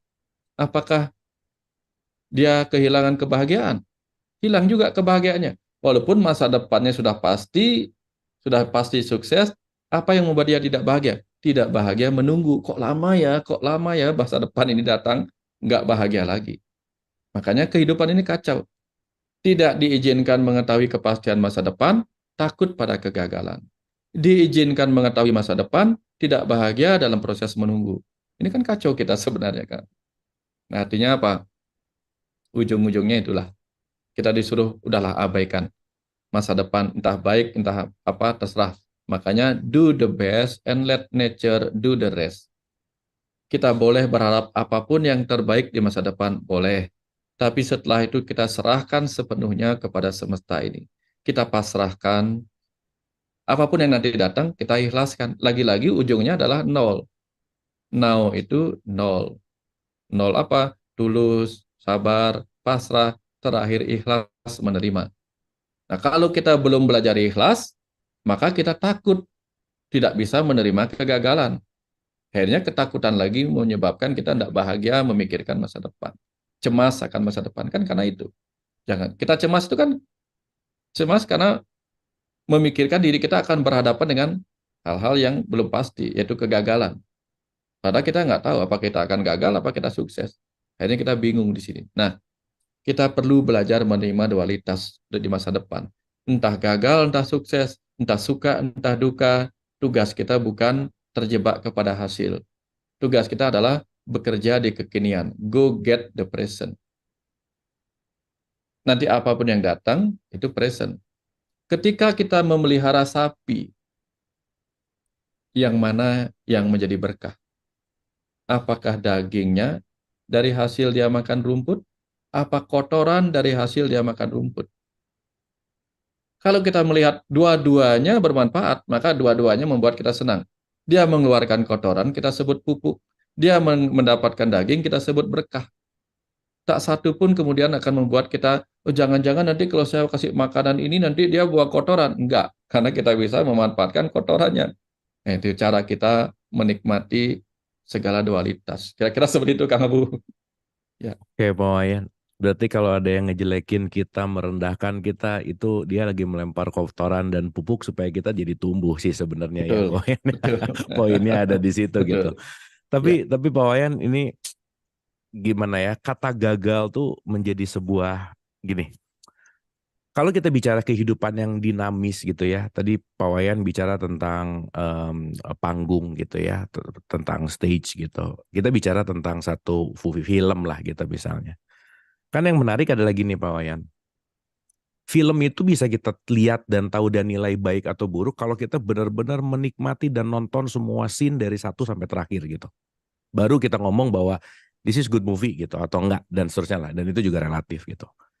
Yang menarik adalah kalau kita cuma nonton satu scene film, kan nggak mungkin kita punya kesimpulan, cuma satu adegan, katakanlah 2 menit, terus punya kesimpulan bahwa ini film bagus atau enggak gitu. Nah, yang menarik adalah kenapa ya, kita tuh kadang gampang banget ngomong aku gagal, dia judgment gitu ya. Padahal kan apa yang kita lalui ini kan baru hanya beberapa scene dalam rangkaian semua kehidupan film kita yang panjang, yang kita belum bisa judge bahwa ini gagal atau baik atau buruk dan seterusnya gitu. Nah, berarti kan di situ ada hukum kedinamisan lah gitu Pak Wayan. Nah, apa sih dari kegagalan ini yang faktor yang membuat kita tuh sangat menolak kegagalan gitu Pak Wayan, silakan. Ya, sebelum itu bicara tentang kita sering nonton satu scenes kemudian kita membuat simpul ya. Ya kadang-kadang simple itu bagus, tetapi kalau kita membuat simpul yang dari simple itu juga tidak bagus. Ya. Sampel yang salah terlalu kita simpelkan untuk kita jadikan simpul berbahaya. Kadang-kadang simpulnya kuat lagi. Simpulnya terlalu kuat, nggak bisa dibuka lagi, itu berbahaya. Maka hati-hati. Membuat simpul, hati-hati. Bikinlah simpul hidup. Sehingga kita gampang buka lagi. Sehingga jangan membuat simpul dari hal-hal yang terlalu simpel. Walaupun kita butuh hal-hal yang simpel, tetapi jangan membuat simpul, oh kayaknya akan begini, kayaknya akan begini. Nah ini berbahayanya. Nah, kebanyakan simpul-simpul itulah yang menyebabkan kita takut pada kegagalan itu. Misalnya begini Kang Abu. Kita percaya bahwa apa? Ketika kita punya harapan, mungkin kita akan gagal 1-2 kali. 1-2 kali bolehlah gagal, yang ketiga jangan sampai.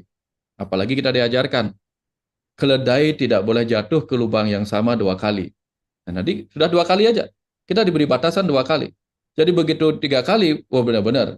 2 kali aja bodoh, 3 kali idiot, dan seterusnya. Akhirnya kita memberikan batasan. Percobaan itu harusnya gagalnya sekian kali. Lebih dari sekian kali nggak usah dilakukan. Nah akhirnya ini yang menyebabkan kita takut pada kegagalan. Kita tidak melihat kegagalan sebagai tangga-tangga menuju proses. Kalau kita menghitung 1-3, ya mungkin kita hanya butuh melewati angka 2. Tahapannya 2. Tapi kalau kita menghitung target kita mencapai 10, kita mungkin akan melewati 2, 3, 4, sampai seterusnya. Bukan berarti 2, 3, 4, sampai 9 itu sebuah kegagalan. Kalau kita mencari 10. Tapi kan karena kita sudah terdoktrin, doktrin itu membuat kita masuk dok itu artinya kita terjebak di dalam sebuah bingkai, gitu, sebuah ruang tertutup. Akhirnya apa? Kita pikir bahwa segala hal itu harus sampai di sini. Ya, yang lain adalah kegagalan.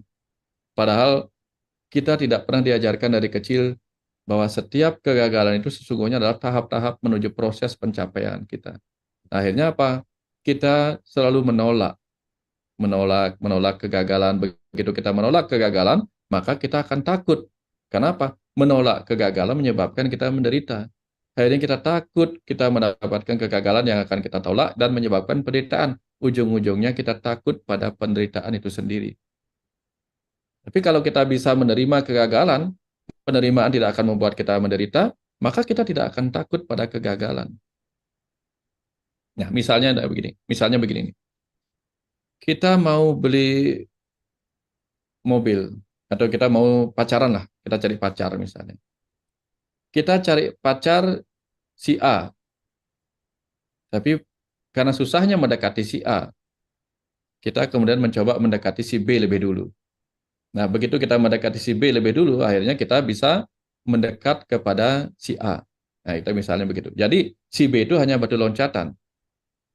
Nah, sama halnya dengan kegagalan itu. Kalau kita mengerti bahwa kegagalan hanyalah batu loncatan, maka kita tidak akan menganggap kegagalan adalah segalanya. Terhentinya percobaan-percobaan kita menuju kesuksesan. Makanya Sir Harlan Sanders ya, yang berkali-kali mencoba resep masakannya sampai kemudian menemukan cara makan ayam goreng seluruh dunia gitu dengan KFC-nya. Kemudian Thomas Alva Edison berkali-kali gagal sampai dia menemukan cara untuk menemukan lampu pijar untuk mengalahkan rasa takutnya pada kegelapan. Itu karena dia tidak diajarkan untuk berhenti pada kegagalan, tetapi justru diajarkan melangkahi kegagalan, melewati kegagalan itu. Kalau kita kan enggak, gagal kemudian dicemooh, gagal dibully, itu kan kebiasaan kita dari kecil sampai kita remaja dan seterusnya. Akhirnya terpendamlah itu sebagai ingatan-ingatan kepada kita. Kita menjadi takut gara-gara traumatik itu sendiri, Kang Abu. Kira-kira demikian, Kang Abu. Oke, makasih Pak Wayan. Ada 2 lagi ya sebelum kita ke teman-teman. Teman-teman kalau ada yang mau respon, bertanya atau komentar, Ya. seperti biasa ya kita dialog. Yang kedua Pak Wayan, sebelum kita masuk ke yang ultimate nanti terakhir, kita banyak belajar gitu ya Pak Wayan. Kita dengar Pak Wayan bicara, kita dengar baca buku, atau kita dengar podcast, kita dengar. Dan saya rasa semua ini akan sesuai dengan takaran kita masing-masing gitu. Apapun Ya. ya, cahaya ini kan sesuai dengan wadah gitu. Itu nggak bisa nggak. Yang menarik adalah ketika kita sudah dialirkan knowledge nih Pak Wayan. Oh oke, sekarang saya rasa semuanya lagi mengunyah, lagi berkontemplasi gitu ya, lagi merasakan, dan pasti dari semua apa yang kita dapetin ini kan pasti pengen ada perubahan dong gitu ya. Apa sih what next gitu, dan pasti intinya adalah untuk bisa dijadikan sebagai alat untuk kita tetap bisa mengalirlah dalam kehidupan. Cuman yang jadi pertanyaan gini Pak Wayan, saya rasa ini pertanyaan yang perennial sih ya, pertanyaan klasik, tapi saya rasa penting untuk kita elaborasi gitu. Pada kenyataannya, semua perubahan itu ternyata susah gitu Pak Wayan. Setelah kita tahu semua knowledge gitu. Setelah kita ngerti semuanya gitu. Ikutan Zoom class. Even udah dialog positif 499 episode gitu misalnya ya. Tapi point of view-nya adalah kenapa ini tidak berhasil aku lakukan gitu. Kenapa aku masih takut dengan masa depan? Kenapa aku masih takut dengan masa lalu gitu. Padahal mungkin ikutan kelasnya udah sering gitu. Nah, pertanyaan intinya sih, kenapa perubahan itu teramat sangat susah untuk kita menuju kepada jiwa yang lebih dalam tanda petik sadar gitu Pak Wayan. Silakan. Ya, contoh begini Kang Abu. Sekarang nih saat ini, sekarang saya memikirkan sebuah makanan yang enak di sebuah restoran. Dengan mungkin saya butuh sekian milidetik untuk memikirkan apa yang saya inginkan di restoran itu. Kemudian yang kedua, saya akan pergi ke restoran itu hanya untuk mengucapkan apa yang saya inginkan kepada waitress, pelayannya. Saya akan ngomong saya butuh ini. Ya, butuh mungkin 5 menit atau mungkin kurang untuk membicarakan dengan pelayannya. Tapi di rumah sekarang ini, saya membutuhkan sepersekian detik untuk memikirkan makanan yang saya mau. Lalu saya membutuhkan 5 menit untuk saya bicarakan. Tapi tidak mungkin 5 menit untuk tukang masaknya itu memasaknya. Pesannya apa? Selalu di tahap pengerjaan itu perlu waktu lebih banyak dari sebelumnya.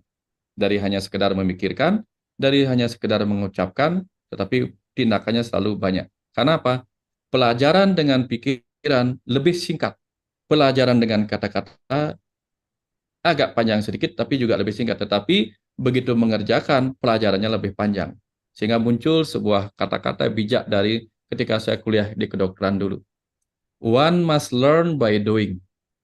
For thought you think you know it, you have no certainty until you try it. Ujung-ujungnya adalah learning by doing adalah kuncinya. Tetapi learning by doing selalu membutuhkan waktu yang lebih panjang untuk dikerjakan, apalagi tidak dikerjakan. Dikerjakan saja waktunya panjang, apalagi tidak dikerjakan. Dan ketika dikerjakan, prosesnya tentu butuh waktu. Inilah butuh keteguhan, kesungguhan ini. Ya, kira-kira seperti itu Kang Abu. Nah, kenapa berkali-kali pelajaran itu tidak ini? Karena kita hanya imajinasi. Kita tidak bertemu dengan know itu. Walaupun now ya, now tahu, ada K di depannya gitu. Untuk menghilangkan K itu kan cukup lama. Untuk ada di kekinian menghadapi segala sesuatu. Kira-kira seperti itu Kang Abu. Makasih Pak Wayan, keren banget seperti biasa.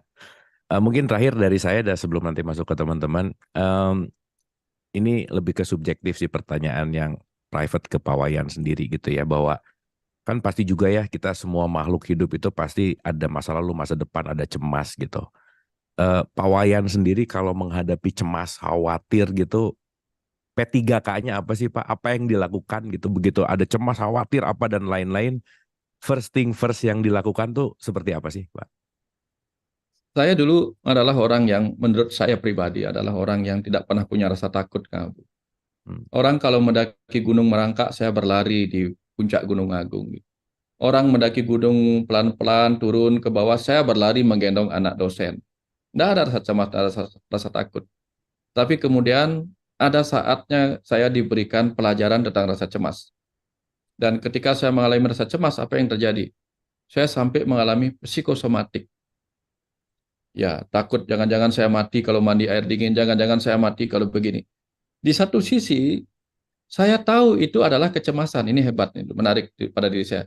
Di satu sisi saya tahu itu kecemasan, saya tahu itu psikosomatik sebagai seorang dokter, dan saya tahu itu adalah ada di pikiran sadar saya sendiri.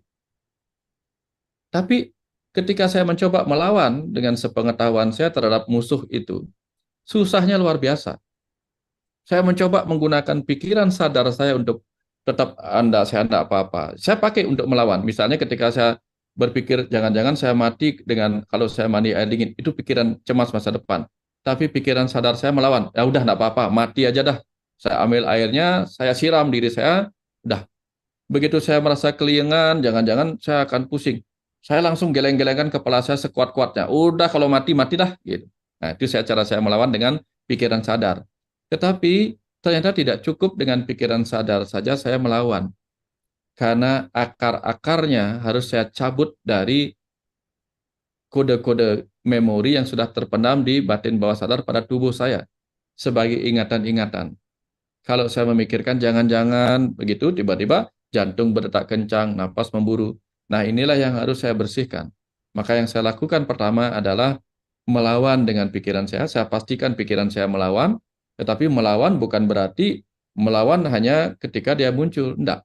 Bahkan saya lawan dengan membasmi akar-akarnya. Makanya saya gunakan waktu sebelum tidur atau meditasi untuk apa? Untuk mengganti program-program default yang ada di kecerdasan komputer motherboard saya ini, tubuh saya ini. Sehingga saya tiap malam saya katakan, mulai malam ini saya bebas dari cemas. Seluruh tubuh saya, seluruh sel-sel tubuh saya bebas dari cemas. Saya berikan afirmasi-afirmasi program-program baru. Sehingga akhirnya apa? Selaraslah antara apa yang diinginkan pikiran sadar saya untuk bebas dari cemas dengan apa yang masih tersimpan sebagai memori-memori buruk dalam tubuh saya. Itu yang saya lakukan. Nggak bisa kita lakukan pada satu tempat saja. Jadi kalau misalnya kita mau membersihkan bak mandi kita, nggak bisa bak mandi kita bersihkan, lalu kita buka lagi kerannya, keluar air kotor dari tower atau dari sumur. Kita harus bersihkan sumbernya. Supaya nanti kalau sudah sumbernya bersih, beres semuanya. Kira-kira seperti itu cara mengatasi kecemasannya, Kang. Oke, Pak Wayan, makasih banyak, banyak banget insight, sangat banyak. Terima kasih. Tadi Pak Adri udah raise hand. Silakan Pak Adri. Terima kasih Kang Abu. Ya. Salam hormat Pak Wayan, Salam, Pak Guru. Adri. Ya, sangat menarik sekali pembahasan dan betul kata Pak Wayan di awal, ini berat sekali pembahasannya Pak. Karena membahas masa lalu dan masa depan yang memang bagian terberat dari hidup kita gitu ya Pak. Nah, saya menyadari Pak Wayan seperti yang juga Kang Abu tadi tanyakan dan related dengan jawaban Pak Wayan bahwa masa kini kita itu tidak akan pernah berdiri sendiri. Masa kini kita itu sangat dipengaruhi justru oleh masa lalu kita dan masa depan kita gitu Pak Wayan. Masa lalu kita ini membuat kita menjadi eling dan waspodo untuk menghadapi harapan-harapan kita yang kita taruh di masa yang akan datang. Jadi untuk menggapai apa yang kita dapatkan di masa yang datang itu kita sudah dibekali di masa lalu Pak Wayan. Sehingga kita lebih menata berhati-hati untuk menggapai apa yang kita harapkan di masa yang akan datang. Seperti itu Pak Wayan. Jadi mohon bimbingan dan arahan dari Pak Wayan. Apakah betul Pak, kalau masa lalu itu kita harus lepaskan begitu saja? Dan masa depan kita itu kita abaikan begitu saja untuk hanya berkonsentrasi di masa kini saja gitu. Padahal pada kenyataannya apa yang saya rasakan, masa lalu justru membuat saya jadi selalu eling dan waspodo Pak Wayan. Itu akan mengikuti saya selalu dalam kehidupan saya. Dan masa depan saya itu adalah harapan saya yang saya taruh di atas. Dengan semua kewaspadaan dan kesadaran saya berusaha untuk mempersiapkan segala sesuatunya agar harapan saya itu mendekati kenyataannya gitu Pak ya. Tentunya dengan segala macam keikhlasan dan kebesaran hati apabila Allah menghendaki hal yang berbeda gitu kan Pak Wayan. Itu yang pertama yang saya ingin dapat bimbingan dari Pak Wayan. Yang kedua, bahwa pengalaman hidup kita yang menjadikan kita menjadi ada di saat ini itu tidak hanya berdasarkan masa lalu kita aja Pak Wayan, tapi masa lalu orang lain mempengaruhi kita. Ayah ibu kita, kehidupan mereka di masa yang lalu itu mempengaruhi hidup saya sepertinya. Dan dalam umur saya yang seperti sekarang ini, mungkin banyak yang lebih tua dari saya, tapi saya mulai merasakan Pak Wayan bahwa masa depan saya itu mungkin hanya tinggal kematian. Tapi yang ada di depan saya itu masa depan anak-anak saya Pak Wayan. Jadi yang saya pikirkan itu bukan masa depan saya lagi, tapi kebahagiaan anak-anak saya, masa depan anak-anak saya, bagaimana mereka nanti bisa hidup dengan sendiri mandiri setelah saya pergi meninggalkan mereka. Seperti itu Pak Wayan. Nah, apakah ini sesuatu yang menjadi beban juga gitu Pak? Apakah bukan sesuatu yang dilarang gitu, memikirkan masa depan yang bukan masa depan kita gitu, masa depan orang lain. Mereka bahagia, kita bahagia kalau mereka bahagia. Seperti itu Pak Wayan. Nah itu saya juga mohon bimbingan dari Pak Wayan. Itu aja dari saya Pak. Terima kasih Kang Abu. Terima kasih Pak Wayan. Terima kasih Pak Adri. Wah ini keren banget pertanyaannya, keren. Mantap. Silakan Pak Wayan. Ya, terima kasih Pak Adri. Nah, itu sebabnya disclaimer pertama itu mengatakan bahwa ini 3 hal tentang the now ini, eternal now ini. 1, eternal now ini adalah dia seni. Seni untuk apa? Seni pembebasan diri dari beban masa lalu atau beban masa depan. Ketika kita menggunakan pemahaman tentang ada di kekinian itu sebagai ruang istirahat, ruang jeda untuk tidak ke masa depan atau tidak ke masa lalu. Ketika masa depan dan masa lalu menjadi beban traumatik, beban kecemasan, dan kita tidak boleh terjebak pada itu, nanti menyakitkan. Nah, itu di satu sisi. Jadi the eternal now adalah ajakan untuk kita diam sejenak, meditasi atau hening di kekinian kita. Melupakan semua beban-beban itu. Karena kadang kita harus flight itu menghindar, menjauh, melupakan semua di masa lalu dan masa depan ketika dia menjadi beban. Tapi ketika dia menjadi tantangan, misalnya apa? Ada tantangan di masa lalu. Mungkin ada hal-hal yang tidak kita pahami dari apa yang kita pelajari. Karena tadi kita bicara tentang learning by doing. Ketika kita learning by doing, belum tentu apa yang kita kerjakan sekarang benar-benar kita pahami saat ini juga. Tahu-tahu sudah lewat aja apa yang kita kerjakan sekarang. Maka dengan perenungan kita memanggil kembali pelajarannya itu untuk memahami apa yang dulu pernah kita learning by doing. Sehingga ketika ada tantangan di masa lalu, tantangan untuk mengetahui apa yang tidak kita ketahui dan karena dia sudah terlewat, maka kita butuh mengambil pelajaran-pelajaran masa lalu. Untuk apa? Untuk kita gunakan di kekinian menjadi kewaspadaan menghadapi tantangan di masa depan.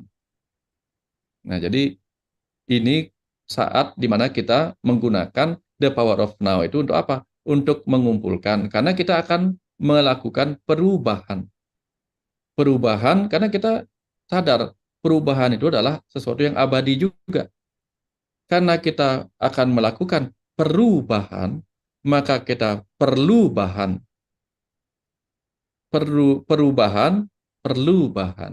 Bahan apa? Bahan dari renungan pelajaran-pelajaran masa lalu kita, membuat kita menjadi eling, mengingat, dan membuat kita waspada akan masa depan, eling dan waspada. Sehingga kita ini seluruhnya adalah hasil proses eling dan waspada, hasil proses pembelajaran-pembelajaran di masa lalu, yang menyebabkan tubuh kita sekarang hadir dari generasi orang tua kita, diturunkan ingatan-ingatan melalui proses adaptasi dan evolusi DNA orang tua kita kepada kita, diri kita kepada anak cucu kita, dan seterusnya. Jadi kita semua sedang mengalami perubahan-perubahan, adaptasi, dan evolusi kecerdasan untuk terus menyambut aliran waktu yang datang dari masa depan. Ya kalau kita nggak siap, nah seperti sungai yang pernah dialiri oleh air yang besar akan berubah menjadi sungai yang lebih lebar. Kalau sungainya hanya dialirin oleh air yang sedikit, dia tidak akan melebarkan dirinya. Tapi sekali dia dialirkan oleh aliran air yang besar, dia akan melebarkan dirinya untuk apa? untuk beradaptasi jika nanti saya dialiri lagi oleh air yang banyak. Tapi begitu airnya terus sedikit-sedikit aja, dia mungkin akan mengecil lagi dengan cara apa? Menimbun endapan-endapan lagi. Mungkin dia menjadi lebih dangkal, menjadi lebih menyempit lagi, karena mengizinkan pohon-pohon tumbuh merapat-merapat, membuat dia semakin sempit. Itu contoh dia ketika dia airnya terus-menerus mengecil. Makanya ada sungai yang mengecil, ada sungai yang bahkan hilang, ada sungai yang bahkan melebar. Ada itu. Sungai pun beradaptasi. Nah, itu contoh bagaimana kita terus beradaptasi dengan pembelajaran-pembelajaran itu. Dengan menjadikan masa kini kita sebagai momentum untuk mengumpulkan semua bahan-bahan perenungan dari masa lalu untuk persiapan menghadapi masa depan. Ini jadi ada dua. Sebagaimana di awal disampaikan, ada tesa, antitesa, ada cara kita menggunakan now untuk istirahat pada kekinian, ada kita gunakan now untuk mengumpulkan bahan, menyambut perubahan. Itu yang pertama, untuk jawaban yang pertama. Terus yang kedua, apakah kita perlu memikirkan masa depan bagi anak cucu kita, walaupun masa depan kita hanya sebentar saja? Apakah air samudra yang menguap di lautan itu tidak memikirkan masa depan? Walaupun dia seakan-akan tidak berpikir. Dia memikirkan masa depan kehidupan bumi. Dia memikirkan masa depan tanah-tanah yang kemarau. Dia menciptakan dirinya menjadi uap air, menjadi awan, menjadi mendung. Untuk apa? Untuk mengisi masa depan bumi ini agar tetap ada tanah-tanah yang subur teraliri oleh air hujan. Kalau air saja memikirkan masa depan, apa tidak layak kita juga memikirkan masa depan dari keturunan-keturunan kita? Orang-orang di desa dulu, kakek neneknya menanam benih pohon kelapa. Itu bukan untuk dirinya. Dia mungkin akan menghadapi kematian, tetapi pohon itu akan terus tumbuh sampai tiba saatnya berbuah. Untuk siapa? Untuk anak cucunya. Ya, kita semua mengumpulkan pelajaran-pelajaran ini, kemudian kita simpan dalam DNA kita untuk siapa? Juga untuk generasi-generasi manusia berikutnya. Dan inilah sebabnya kita tidak bisa melepaskan diri kita dari peran terhadap masa lalu, masa kini, dan masa depan. Karena sesungguhnya masa lalu, masa kini, dan masa depan terus-menerus terkumpul di dalam diri kita saat ini. Ya. Sehingga jangan terjebak pada masa lalu, jangan juga terjebak pada masa kini, dan jangan terjebak pada masa depan. Mengalir saja. Mengalir bahwa di masa depan akan ada sesuatu yang harus kita hindari, ya sudah hindari. Ya. Jangan kita diam di sini, ya, diam di tengah meditasi di tengah lapangan terbuka pada musim hujan guntur, badai dan sebagainya. Kita duduk di kekinian tapi lupa bahwa kita sedang berada di bawah hujan petir. Jangan. Ya, tugas kita bukan untuk itu. Tempat istirahatnya tidak di sana. Ada lagi tempat istirahat yang lebih bagus di kekinian yang lain. Gitu. Kira-kira seperti itu tambahannya. Mudah-mudahan ini menjawab betapa pentingnya hal itu. Terima kasih, Pak Wayan. Terima kasih. Ini ada pertanyaan mirip ya 3 dari teman-teman di semua platform, tapi sama apa yang disampaikan Ibu Aci bahwa mana yang lebih tepat, hidup mengalir atau melarut gitu Pak Wayan. Kan ada mengalir untuk flowing atau ya jadi unity untuk jadi melarut gitu. Gimana Pak Wayan? Mau menjadi ikan atau menjadi air samudra? Kalau menjadi ikan, jadilah ikan seperti ikan laut. Ini ajaran Tantra ini Kang Abu. Ajaran Tantra yang disebut sebagai matsya, ikan. Yang kemudian ditafsirkan makan ikanlah sepuas-puasnya. Padahal yang dimaksud itu jadilah seperti ikan laut. Berenang, ya, berenang bersama arus. Tetapi tidak menjadi asin, tidak larut di dalam samudra itu sendiri. Dia tidak pernah menjadi asin. Tetap aja kalau kita ingin dapatkan ikan asin, ya kita kasih garam. Bukan serta-merta kalau kita dapat ikan laut, dia menjadi ikan yang asin. Bukan. Walaupun dia ada bersama samudra. Artinya, melarut itu membuat kita tenggelam, menyatu dalam itu. Tetapi ketika kita hidup, hiduplah sebagai diri kita. Kenapa? Karena kalau kita larut dalam suka duka kehidupan, maka kalau kita larut dalam duka, kita akan menjadi bagian dari duka. Kita larut dalam sukacita, kita akan menjadi bagian dalam sukacita. Tapi kalau kita berenang, mengalir bersama suka duka, kita akan menikmati gelombang rasa di sana. Dan gelombang itulah yang menyebabkan kita hidup. Menyebabkan kita tahu segala dualitas. Seseorang yang bisa menikmati segala dualitas, dia akan bisa mengerti rasanya hidup. Ya, karena apa? Jantung kita itu berdetak hidup karena ada dualitas. Kadang dia naik, kadang turun, bergelombang. Tapi kalau dia larut di dalamnya, berbahaya. Ya, jadinya larut dalam lumpur menjadikan kita lumpur. Tapi petani, ya, atau menjadi lele yang berenang di dalam lumpur, lele juga nggak mau larut di dalam lumpur. Dia melicinkan tubuhnya sehingga lele ada di dalam lumpur dan dia bisa meliuk-liuk di dalam lumpur. Karena dia tidak mau larut. Tapi kalau dia larut, dia menjadi lumpur itu sendiri. Nah ini bahayanya kalau kita terlarut di dalamnya. Kita menjadi bagian dari situ. Nah, makanya ruh itu pun ada di dalam diri kita, tapi tidak larut menjadi diri kita. Kalau ruh ada dalam diri kita dan larut pada diri kita, berbahaya bagi sang ruh itu sendiri. Dia mengalir, apapun yang dibawa oleh pikiran, suka duka, oleh tubuh, sakit dan sehat, sang ruh diam saja di dalamnya. Ikut mengalir, seperti seorang peselancar yang berdiam di atas papan selancarnya.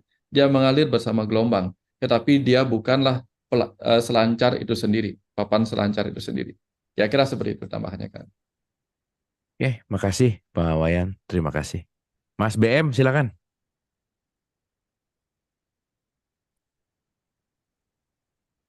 Ya, terima kasih Pak Bang Sabo. Ini Apa Pak, kabar, Mas? ya Sehat? Apa kabar? Alhamdulillah ya baru bisa gabung lagi nih. Silakan. Ya, ini hari ini sih kayak terasa sekali kalau Pak Wayan itu sudah merasakan apa ya manisnya spiritual. Nah, yang ingin saya tanyakan, apakah dalam mendalami spiritual itu ada tahapan ya? Misal kita harus matang di materi dulu, baru belajar spiritual. Karena kan tadi dijelaskan tentang kekhawatiran, guncangan masa depan, masa sekarang, dan yang akan datang itu pastinya berhubungan dari sisi kematangan tersebut. Jadi, apakah memang ada tahapan untuk belajar spiritual, ataukah apa umurkah atau eh, pencapaian tertentu baru memasuki tahap spiritual tadi? Karena Pak Wayan tadi artinya saat ini dimanapun kita sangat kacau sekali. Jadi apakah benar bahwa belajar spiritual itu punya tahapan atau memang seperti panggilan? Nah, ya terus kedua, masalah kesempurnaan spiritual itu agak rumit ya kalau misal kita sudah berkeluarga, itu agak susah kita jelaskan, terutama ke istri, anak, mertua, dan sebagainya. Nah, seperti apa Pak Wayan melihat hal tersebut?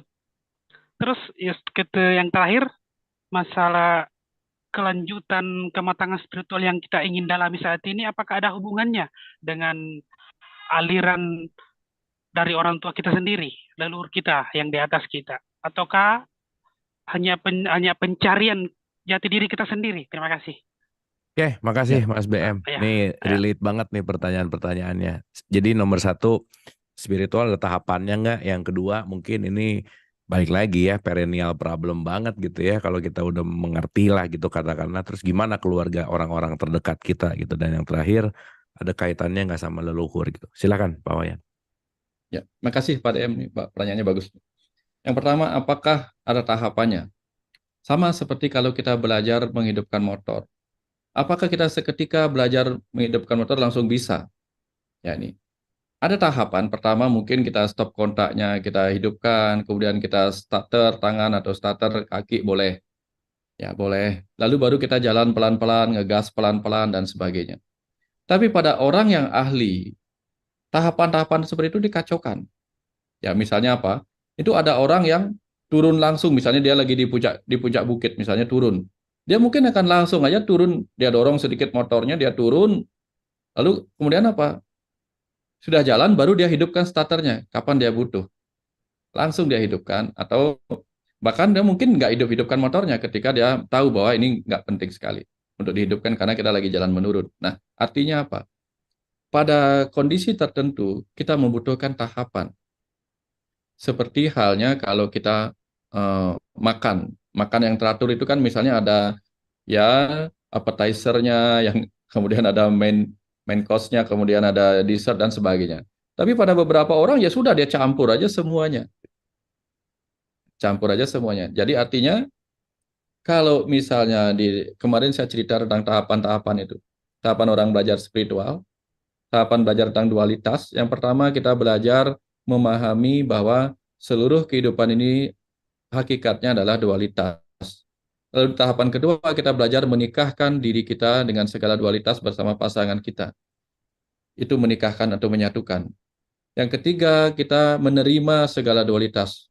Masuk ke tengah hutan menjadi orang tua yang menerima segala dualitas yang ada di kehidupan ini. Yang keempat, yang terakhir menjadi orang suci yang melepas segala dualitas, melepas kemelekatan. Tetapi kita kan nggak tahu sampai berapa umur kita. Kalau kita mengikuti tahapan-tahapan yang ideal, maka kita akan mengalami kekacauan. Kalau seandainya umur kita ternyata nggak sampai umur tua untuk menikmati proses menjadi orang suci. Makanya kita dari kecil pun bisa menjadi orang suci. Atau sebaliknya, di usia tua pun kita masih boleh belajar memahami kehidupan ini seperti ini. Nah, kapan kita boleh belajar spiritualitas? Kapan kita mulai benar-benar mengalami ketertarikan? Ya, karena sebelum kita mengalami ketertarikan, mungkin belum saatnya kita lahir saat ini untuk belajar spiritual. Karena ada empat tujuan kelahiran bagi sang ruh. Satu, ada roh yang reinkarnasi atau lahir kembali untuk apa? Menebus hutang pelajaran karma. Jadi dia baru belajar memilih baik dan buruk. Kalau ini hasilnya ini, kalau ini hasilnya ini, baru belajar amal dan dosa. Jadi untuk urusan amal dan dosa dia baru belajar. Yang kedua, belajar menerima pengalaman rasa karma. Rasa itu apa? Baik dan buruk, disakiti, disuka, dibuat senang. Itu baru belajar kita menerima. Yang ketiga, ada orang ke sini untuk tugas-tugas kehidupan. Jadi dia belum ingin belajar, ada juga orang sudah lewat, sehingga dia hanya belajar. Ada yang tugasnya menjadi guru, ada yang tugasnya menjadi murid, ada. Karena seluruh urusan hutang-hutang karma itu sudah dia bereskan. Dia belajar sekarang. Dan yang keempat, dia hanya ke sini jalan-jalan. Nah, pertanyaannya sekarang kita lahir dalam tahapan yang mana? Kalau kita tahapannya memang terlahir untuk belajar di kehidupan ini, otomatis akan ada panggilan kita untuk belajar tahu lebih banyak. Otomatis. Kita ingin belajar mengenal diri kita di spiritual. Walaupun mungkin kita nggak punya makanan, nggak punya ini, tapi kita nggak tertarik di wilayah-wilayah itu. Nggak punya mobil mewah, kita nggak tertarik di situ. Karena ketertarikan kita udah selesai di bagian itu. Kita adalah roh yang mendekati kematangan untuk terus menambah kematangannya. Ya. Samalah dengan anak muda yang belum punya motor, pingin motor ini, pingin motor itu. Punya pekerjaan, pingin mobil ini, pingin mobil itu. Tapi begitu dia tua, bahkan kalau dia punya mobil sport, dia akan minta ada orang lain yang mengendarai mobilnya, dan dia hanya menjadi penumpang. Nah, ada saatnya di momen-momen itu kita akan menjadi orang yang belajarnya fokus pada ini, fokus pada itu. Ada saat kita fokus pada duniawi, ada saat kita fokus pada rohani. Jadi semua orang di tahapnya masing-masing. Ikuti ketertarikan panggilan hati kita, itu yang pertama. Yang kedua, bagaimana dengan keluarga kita? Kaitannya dengan keluarga kita, bagaimana kalau kita belajar spiritual dan sebagainya gitu. Ingat, spiritual itu bersifat pribadi. Mungkin agama bersifat komunal, tapi spiritual bersifat pribadi. Kita nggak bisa memaksakan mengajak orang belajar spiritual supaya dia mencapai kesadaran ini, nggak bisa. Jangan membangunkan orang yang lagi mimpi. Kalau dia menikmati mimpi itu, bahkan ketika dia mimpi buruk pun biarkan. Nanti mimpi buruknya sendiri akan membuat dia bangun. Biarkan saja. Jadi ada orang yang dalam kehidupan ini, hidup ini kan mimpi. Kadang mimpi indah, menghayal ini, menghayal itu, biarin aja. Nggak usah dibangunkan. Diajak spiritual untuk sadar, nggak guna buat dia. Atau kalau dia mimpi buruk, ya udah biarkan, nanti kalau dia sadar, dia akan mencari pengobatan untuk menghilangkan mimpi buruknya. Di situ mungkin dia akan tersentak kepada dunia spiritual. Kalau dia sudah tiba di situ. Nah, apakah ada hubungannya dengan keluhuran, leluhur kita, dan seterusnya? Kita percaya bahwa diri kita adalah ruh-ruh yang terus mengalami proses peningkatan melalui tubuh-tubuh yang berubah-ubah kapasitasnya menjadi semakin meningkat. Sama dengan kita, nggak mungkin kalau sekarang ini kita akan memakai memakai eh, gadget yang lama, sementara kita bisa membeli gadget yang baru. Kita pasti akan menyesuaikan dengan gadget-gadget baru yang lebih cocok aplikasinya di dunia ini. Nah, sesuai dengan kemampuan kita. Nah, tubuh ini adalah juga gadget bagi sang ruh. Dia akan memilih gadget-gadget yang sesuai dengan kepentingan dan kebutuhannya dalam kehidupan ini. Sehingga leluhur kita akan memberikan kita bimbingan, memberikan kita tuntunan, supaya kita mendapatkan yang lebih baik dalam proses pertumbuhan kita, sesuai visi dan misi roh kita. Nah, kira-kira seperti itu, Kang. Oke, Pak Wayan, terima kasih banyak. Ini wah banyak deh pokoknya kita banyak dapat ya teman-teman Ibu Bapak pagi hari ini bersyukur gitu dan kita punya pelan-pelan saya rasa yang terpenting tadi betul sesuatu spiritual adalah sesuatu yang pribadi gitu ya yang kita alami dan makanya apapun yang kita dapatkan sesuai wadah kita masing-masing ya kita punya pelan-pelan sekali lagi dan kita benar-benar mengalaminya betul tadi mungkin mesen sesuatu cepat gitu ya tapi masaknya memang lama gitu dan poinnya adalah bagaimana kita terus-menerus dalam proses mentransformasikan dari knowledge menuju kepada experience kita. Boleh tepuk tangan dulu buat Pak Wayan. Pak Wayan terima kasih banyak. Sebelum ke aliran semesta mungkin Bunda Isya ada yang mau disampaikan atau komentar silakan. Aduh, terima kasih Kang Abu, terima kasih sekali Pak Wayan. Seperti tadi yang Kang Abu sampaikan, eh sampai celep banget, sampai deg-degan banget di hati Pak Wayan, deg-degan yang nggak tahu ini dari mana rasa bahagia ini, karena saya akhirnya menemukan menemukan satu konfirmasi dari Pak Wayan apa yang saya rasakan dan terima kasih banget Kang Abu yang selama ini juga sudah banyak menjelaskan ke saya dan hari ini saya mengambil sesuatu yang pemahaman baru ya semoga ini bisa ada dalam kehidupan saya karena saya dari semua yang Pak Wayan sampaikan ini saya merasakan bahwa hidup itu berat karena pikiran kita yang memberatkan gitu. Kemudian saya kehidupan itu harus dimaknai dengan tadi Pak Wayan menganalogikan ketika kita nonton kita harus baca translate-nya. Dari situ timbul rasa syukur. Itu saya merasakan sekali dan memang itu yang sedang saya pelihara Pak Wayan dengan bimbingan dari guru-guru yang berada di sini. Jadi semua masa itu adalah hadiah. Akhirnya saya memaknai sekali memang tidak hanya here and now, tapi memang semua masa itu adalah sebuah hadiah. Dan yang terakhir tadi saya betul-betul pegang itu, memang kadang-kadang kita tidak menyadari kita selalu memegang masa lalu, ketakutan oleh masa lalu. Dan tadi Pak Wayan menyampaikan bahwa ketika kita menyeberang, kita ingin sampai ke tujuan kita, ada pegangan. Jadi bukan ada genggaman. Itu saja Pak Wayan, Kang Abu. Terima kasih banyak untuk pencerahannya hari ini yang betul-betul membukakan saya lebih dapat lagi makna yang sesungguhnya jadi terkonfirmasi sekali apa yang saya pikirkan pada saat ini. Itu Kang Abu, terima kasih Pak Wayan untuk hari ini dan teman-teman terima kasih untuk kebersamaannya. Saya atas nama teman-teman di sini dan atas nama Teh Dice juga, terima kasih Teh Dice. Hari ini saya dapat laporan bahwa keuangan yang kita punya sekarang adalah Rp17.892. Itu Rp92.000. Nah, itu akan kita bagikan kepada yang berhak untuk menerimanya, yaitu 4 yayasan yang kita bina. Dan terima kasih kepada teman-teman yang sudah bersedekah melalui Fastabiqul Khairat. Itu saja, terima kasih kebersamaannya Kang Abu, Pak Wayan, terima kasih banyak. Makasih Bunda Isya, Assalamualaikum. terima kasih hatur nuhun.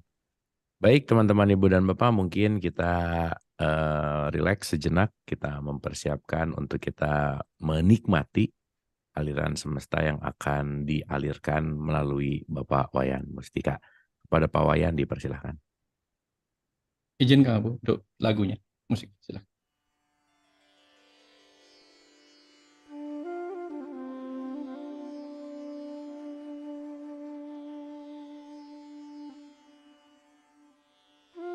Silahkan Bapak Ibu, para jiwa, kita hening sejenak, menyatu dalam kekinian untuk mendengarkan apa yang dipesankan oleh semesta agar bisa menjadi bekal bagi kehidupan kita.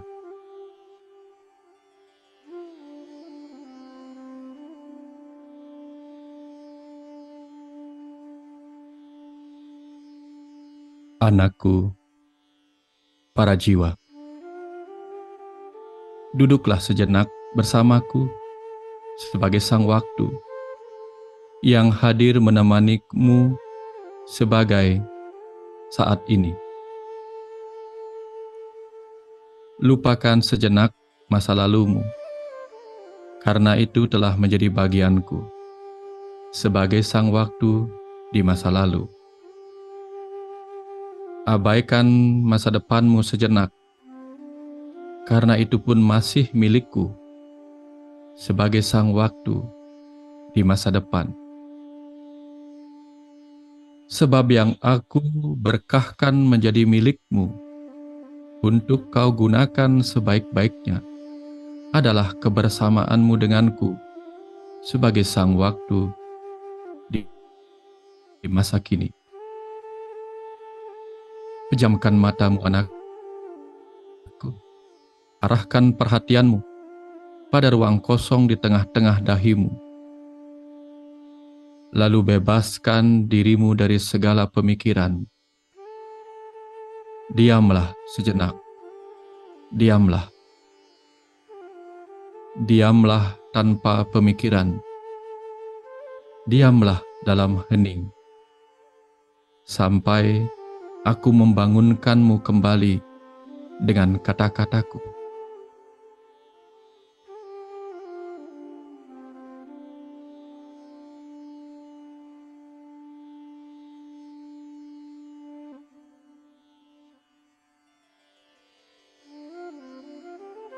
Nah, rasakanlah anakku, seluruh masa lalu, masa kini, dan masa depanmu melebur dalam kesunyian saat ini. Tak ada masa lalu yang bisa kau genggam. Tak ada masa depan yang sungguh-sungguh bisa kau raih.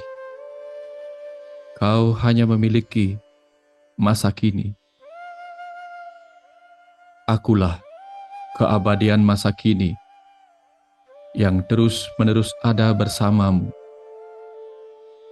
Kau memang tak bisa memegang masa kini, karena masa kini akan segera pergi menjadi masa lalu, tanpa bisa kau cegah, anakku. Kau pun tak bisa menghalangi masa depan untuk datang padamu menjadi masa kini. Namun saat kau mengamati dengan tenang, sesungguhnya setiap saat kau ada bersama masa kini yang segera datang kembali dari masa depan, meskipun segera pula pergi beranjak ke masa lalu. Tataplah masa kini yang sedang hadir, seperti aliran air sungai di depanmu. Air yang kau tatap itu sejatinya tidak pernah sama, sebab air itu segera pergi ke hilir, dan air yang lain datang lagi dari hulunya. Tetapi yang kau tatap, tetaplah air sungai. Begitulah masa kini, anakku, bagaikan air sungai yang sedang kau tatap apa adanya di saat ini. Semua yang datang bersamanya akan berlalu. Tak ada yang benar-benar diam. Semua datang dan pergi. Seperti juga cerita-cerita kehidupan yang sedang bersamamu. Semua akan datang dan pergi, menciptakan perubahan, menyisakan perubahan. Karena begitulah adanya keabadianku sebagai sang waktu. Mari anakku, menyatulah dalam keabadianku yang sedang hadir menemuimu sebagai sang waktu di saat ini, dan mengalirlah bersama keabadianku sebagai perubahan.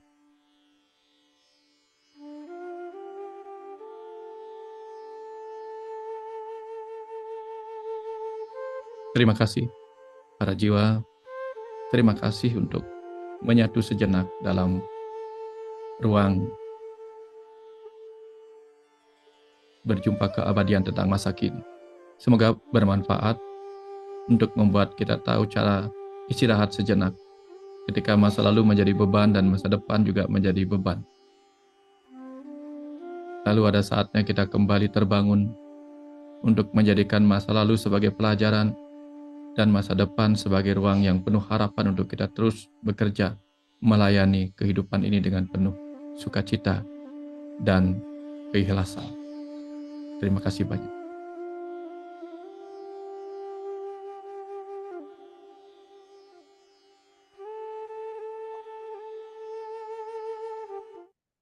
Terima kasih Pak Wayan, terima kasih Ibu dan Bapak atas kebersamaannya pagi hari ini. Senantiasa banyak hal yang bisa kita ambil. Sekali lagi, setidak-tidaknya dalam beberapa jam tadi kita istirahat sejenak untuk kita bisa lebih bangkit. Dan poin yang sangat terakhir tadi Pak Wayan sampaikan tuh sangat dahsyat ya, bahwa masa depan adalah tempat bagaimana kita melayani kehidupan. Nah, ini garis bawah melayani kehidupan ini menarik sekali. Terima kasih Pak Wayan, Ibu dan Bapak. Sekali lagi boleh tepuk tangan untuk guru kita Pak Wayan. Sehat-sehat selalu. Jangan lelah untuk selalu menginspirasi. Jangan lelah untuk kalau diundang-undang terus. Dan terima kasih atas semua aliran-aliran semestanya. Ibu Bapak terima kasih. Semoga bermanfaat. Mohon maaf lahir dan batin. Wabillahi taufiq wal hidayah. Assalamualaikum.